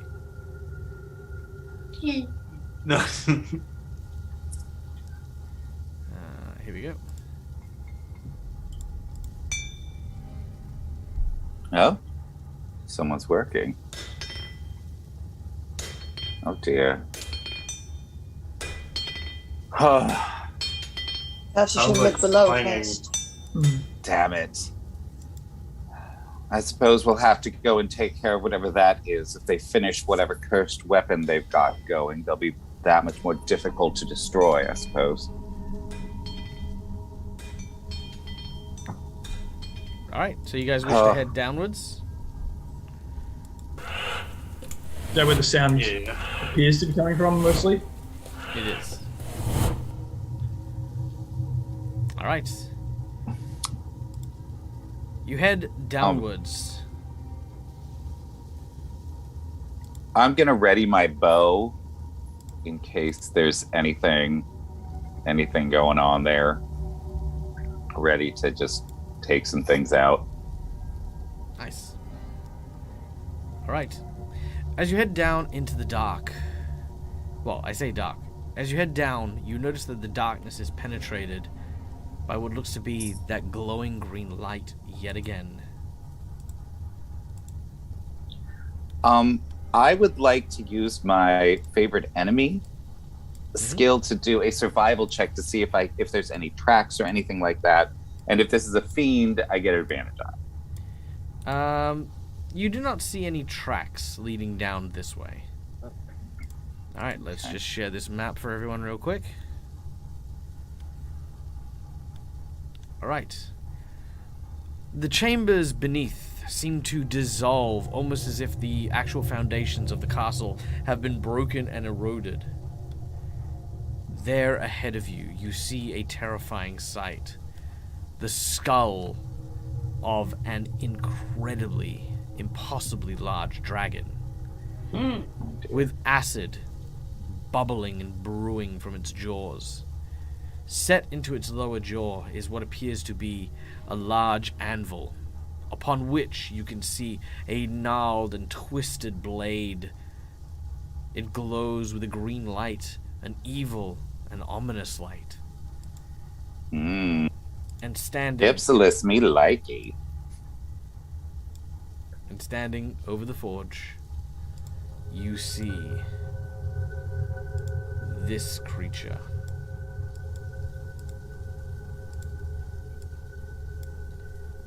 A large, four-armed monstrosity. It holds in two sets of small hands the blade in its bare hands. It doesn't wear gloves or anything, despite its searing hot metal. You watch as it takes this large hammer in these clawed hands and smashes the hammer against the edge of the blade. Each hit purifying it more and more. I mean, if I could use that term, really.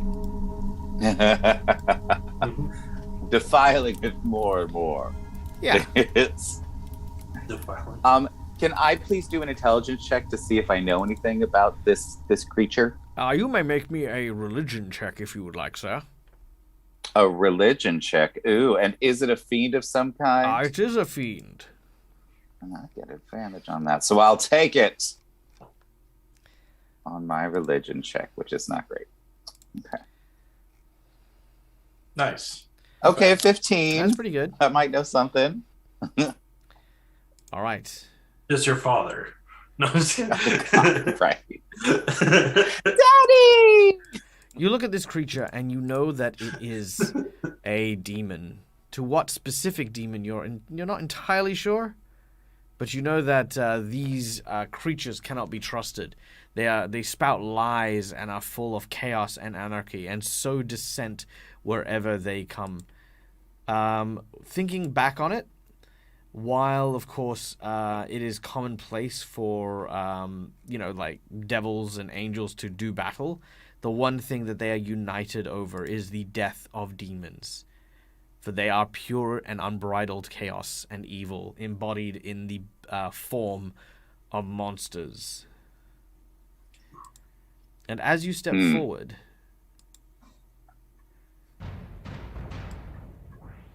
Rude. the creature looks at you and says, "Ah, I've been expecting you. Come now, step forward." Ipsilis will step a few feet forward, not too close. I smell you. And I know of your kind. I know to where you have come, and to whom you call kin. That's quite interesting. Do go on. Can I do an insight check? Sort of sporadically in general. Before you do your insight check, he says, I'm not talking to you, Hellspawn. Ugh. He points towards Esther. I'm talking to you.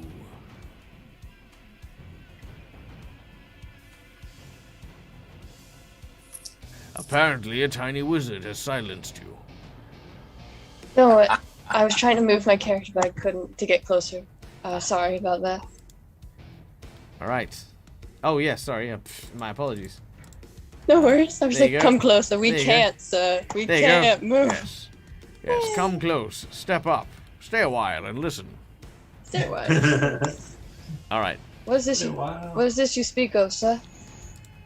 I How know long of have you you been and your expecting us? kind. They treated for power to the lower. Yes. Power that was not theirs to give. I have come to bargain. As your sister did. As your mother did. I came to them and extended my hand, to which they both took my offer. The lower ain't to give power, but you are. So. Yes, in a manner of speaking. I am not a wielder of power, but my power allows me to grant it to others, to unlock their true selves. You see, your sister, she was my star pupil, and learned much from my teachings. I am a master of the mystic arts, but not the arts of nature and land, nor the arts of the arcane and divine.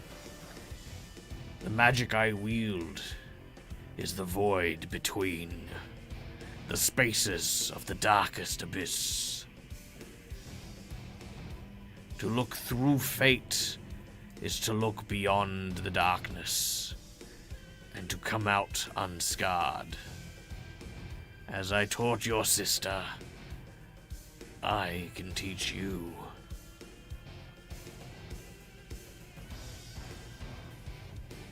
Why would I wish to learn that? Because, little witch, it is the only way to save your sister. The hellhounds have their scent. The creatures of the hells act against me, and all whom I've touched are becoming victims one by one. In fact, you travel with one who would strike against me. Let me Remember, ask. Esther, they lie.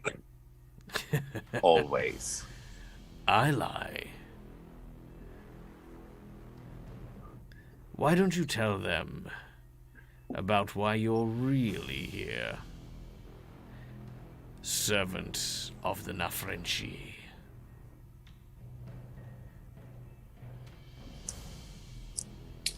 I am here to discover the whereabouts of my sister. That is why I've come. Is that what you tell yourself? Is that how you sleep at night? I need no help sleeping. I admit I've killed thousands. A paltry 1,000. How many do you think your master has slain?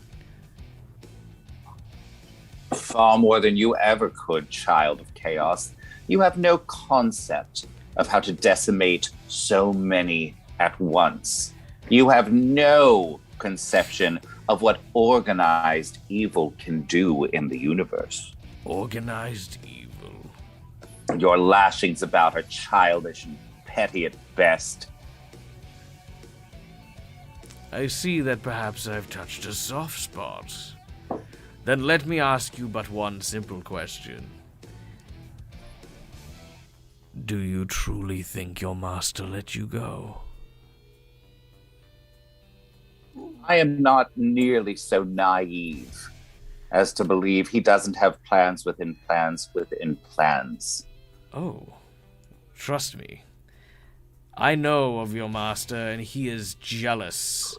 He covets what I own, because what I have is lineage. One cannot create power in a vacuum. And this That's true. is my masterpiece. And he points at Esther. Tell me. Oh, yes. Esther.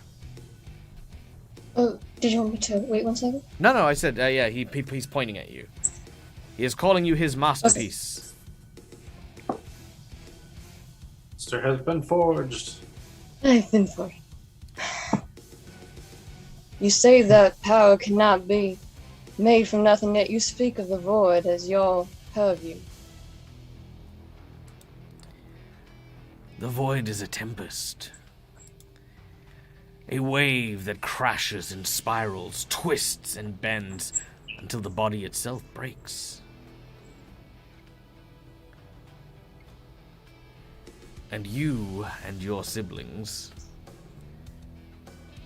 have learned to navigate its waters, thanks to my aid.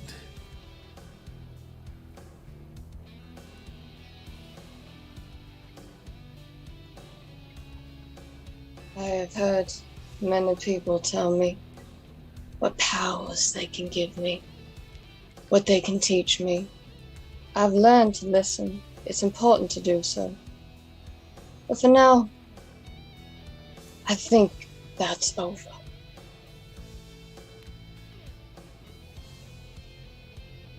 I'm done hearing what people can offer me, knowing they're just tricking me. Like they tricked my sisters, my mom. Do you think me of some weak mind, sir? I don't think of you at all, child. You are but a vessel. I simply wish to see what that power does to the vessels. It is not I who come for your family. It is I who empower them. I have done nothing but grant them their fondest wishes. A way to protect that which is theirs. You have plunged them into the deepest darkness doing so. I plunge them nowhere. They walk their path by choice. Much as the choice I give you, child. At this point, he reaches down to the forge, and he holds in his hand what looks to be a tiny ebon dagger. It looks almost like a dragon's claw, but twisted and gnarled and black like obsidian, with veins of green that glow through it. He says, I want nothing from you, child. I seek not your death or your harm. I do seek the death and harm of his master, but that is irrelevant.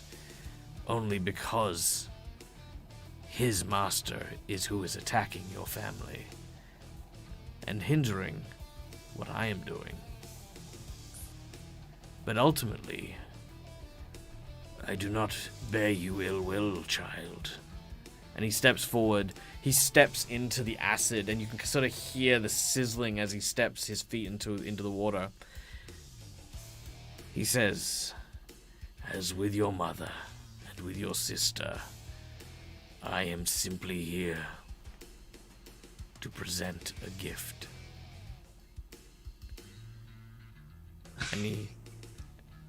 Can I jump in here real quick?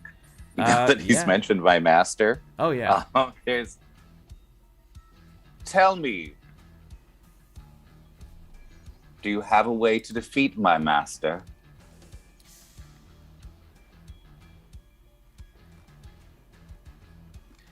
He looks at you. He doesn't say anything. But you get the insight that perhaps he does. I have fought the chaos for quite some time. I know I will never be free of my master until he is gone. I do not care for your life, and I don't care for his. But I have developed a bit of a bond with these people. I think perhaps a little chaos wouldn't be such a bad thing in this land of darkness.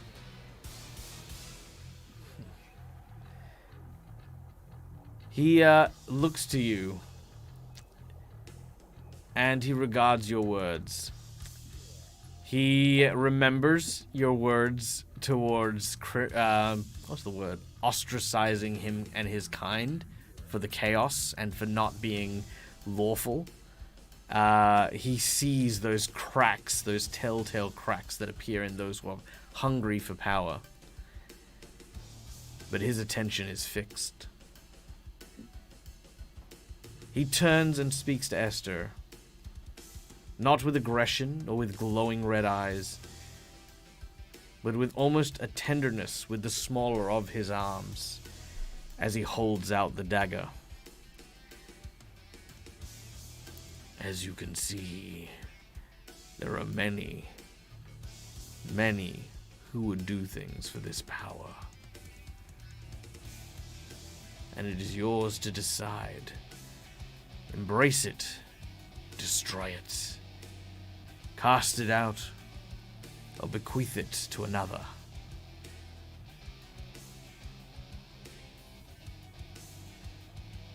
Seems like a large responsibility. Are all three of them speaking in Infernal? Or No, is it... no, he's speaking. They're all speaking. Okay. He's speaking in common. Okay. I was gonna say to Argento and Demiro is whisper to them and say, "Should we just? Are we allowing this demon to just walk up to these guys? We're just sitting back here like, what?" Y'all the peanut gallery. Y'all are just getting the popcorn ready. Getting ready for the big Right? I mean, this looks kind of like. I mean, what do you think? I don't know. Nothing's happened yet. But do I go or do I wait for them? I don't know if they want to say anything back. But Sorry. Right now, the giant creature is holding out the dagger to you. It's basically whether we take it or not, and then what we're going to do with This is a me situation. I don't have any help right now. Yeah. I'm just going to look over at Esther and I'm going to be like, you can never trust them, but he's asked nothing of you. Which means he has no claim on you. That seems like the least trustworthy thing for them to do. I look down at the dagger. I look back up and I say, "For my life, I have not walked with my own face. This one that you see now is one that I crafted, one that I had to forge. I have no true being. And that would usually compel a person to desperately look for something to anchor them down, to give them a purpose. But as we've said, you lack chaos. So I think she steps back. Let it rain. As she steps back. So you didn't take the dagger?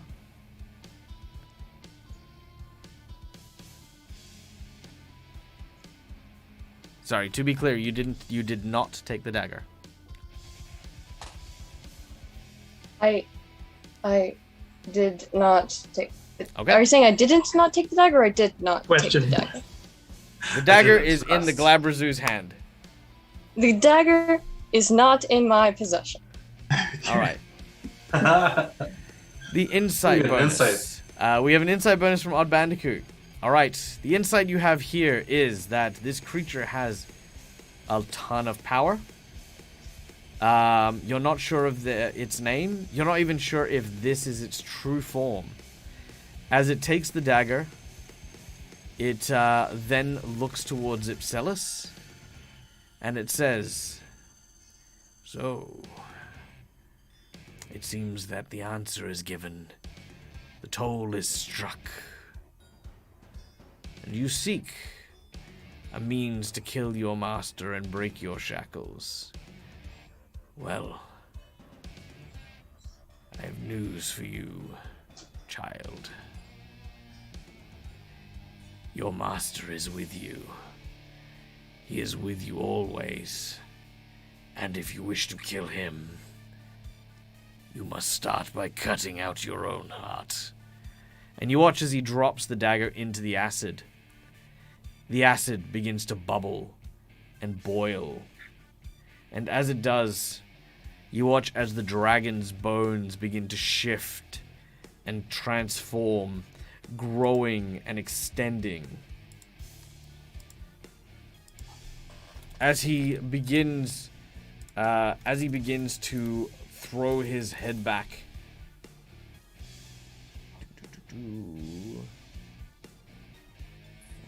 One moment. As he throws his head back, he lets loose What'd you a do? terrifying laugh and unleashes a monstrous creature. A Dracolich. Oh, no! Damn!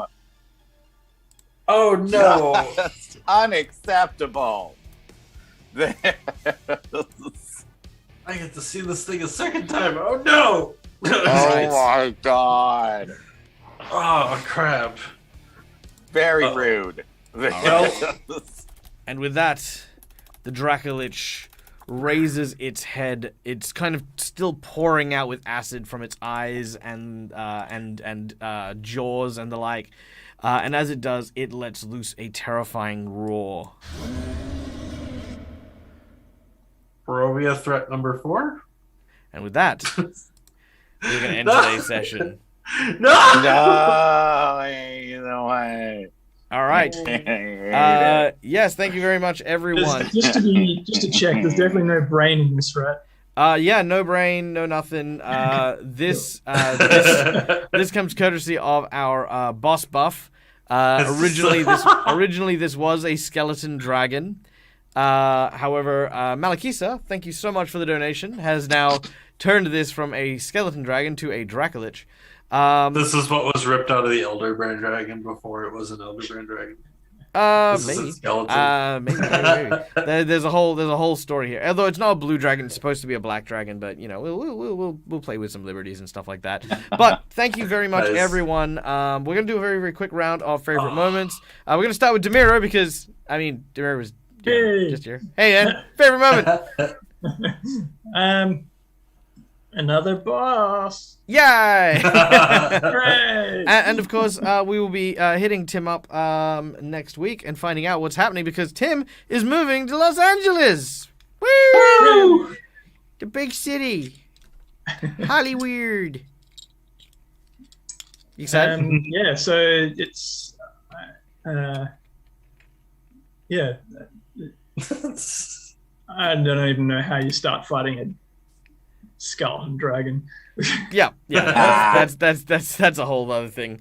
Now, keeping in mind, guys, this is a. So I have a very unique style of handling certain types of combat. This is an event combat, very similar to our ongoing challenges. So you're not actually going to be fighting this creature, and I want to put this down there. You're not going to be swinging your axes and trying to take its hit point down. It's a CR-17. Okay, so just wipe that out right now.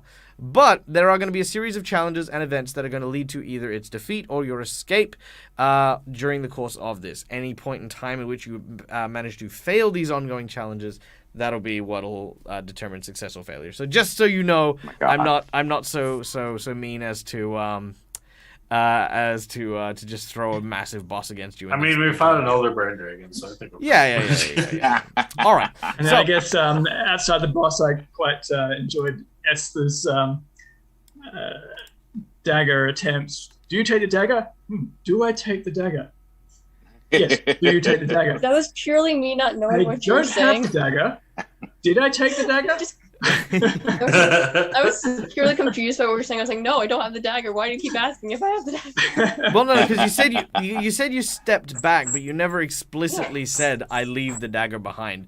That was why I was just making sure. Like, you know, it's like because it's like you said let chaos reign and then didn't take the chaotic thing. You know, it was just to be sure more than anything else. That's my chaos. It's my unpredictability. You gotta.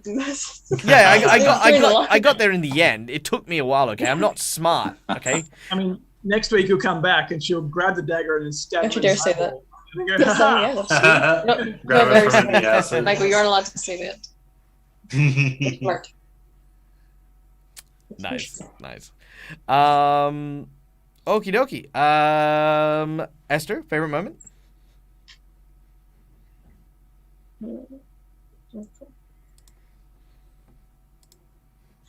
It was very chaotic for the first half, not gonna lie. Yeah, I'm not quite sure what happened there. I felt like I lost control a little. Like Murray became a crab, you know. Murray got kidnapped by a crab very briefly.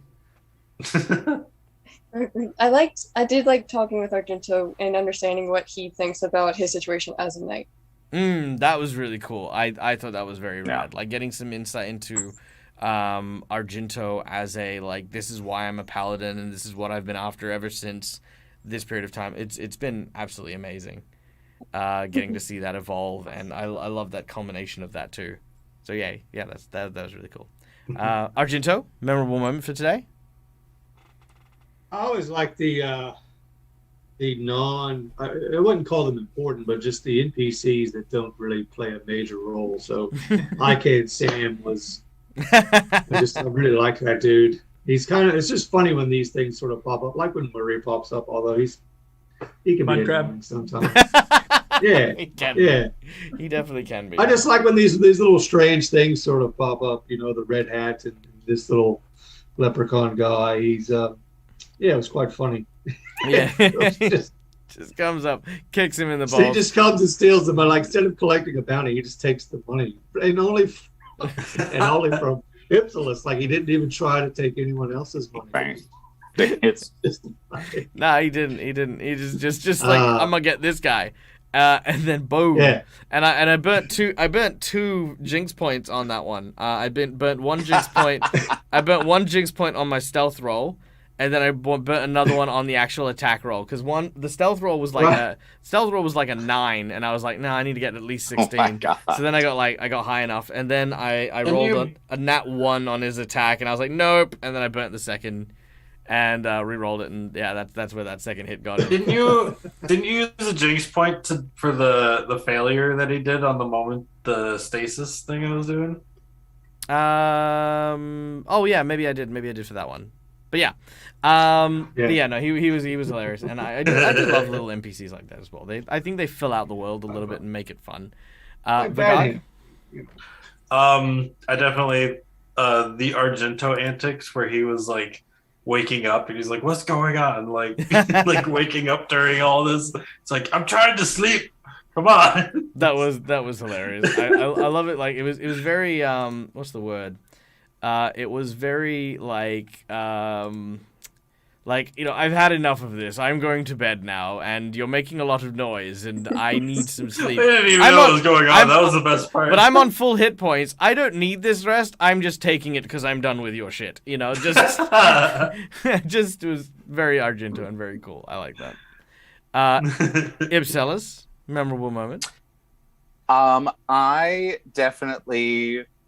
I mean, I did love the leprechaun. It was just. It's so nice when you're dealing with in such a dark setting to have something so light in there. And one of the things that I've started learning is that you have a tendency to throw that in right before you just screw us. So, like, ha ha ha ha. Well, it took you long so enough I'm like, to realize. This is gonna be fine. Everything's great. No, He's just behind us with a bat, getting ready to swing. Oh yeah. Like, No. Yeah, it's the carrot. It's the carrot and the stick. My carrot. It's like, this is And here's the interesting thing. Actually, this goes to great advice for anyone running games, especially horror games. Horror games are tough because one of the biggest things you need to look at is morale. Morale is so important in horror games, and you can't just throw horror on horror on horror on horror on horror because it just wears down your players and it becomes boring, and games end that way. Yeah. That's a big thing, is that roller coaster of emotion allows the horror to actually hit instead of it just exactly getting boring. And like us being able to turn on a dime from like that moment to another is not just from the story, but that's from you guys as well. Just your guys' ability to just do this awesome thing and to be able to be able to flow with the story has just been amazing to be a part of and to watch. So, thank you guys. It was great. I just remembered another one really quick. The Ipecac tree sap. Oh, my poor little fruit baby.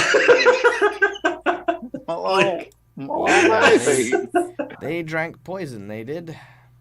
So you get You're so mean to my baby. All right. Why are you trying to murder my baby? All right. Last but not least, let's just give a few quick shout outs. A very massive shout out to, of course, Phoenixy Wacky. Thank you for the resub, my excellent brother. And be sure to check us out in 2 weeks when we are going to be playing with none other than Satine Phoenix and Jameson Stone. As well as I think it was Dragon Dice, maybe? And Phoenix Dice, thank you.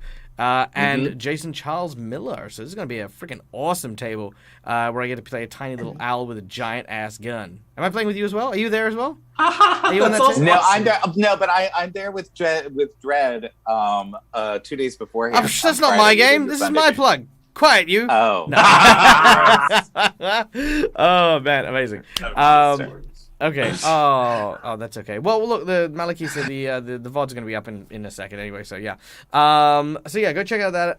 What else do we have? We've got Valentine's Day stuff coming up next Tuesday. We've got a Through the Breach game coming up, which is going to be amazing.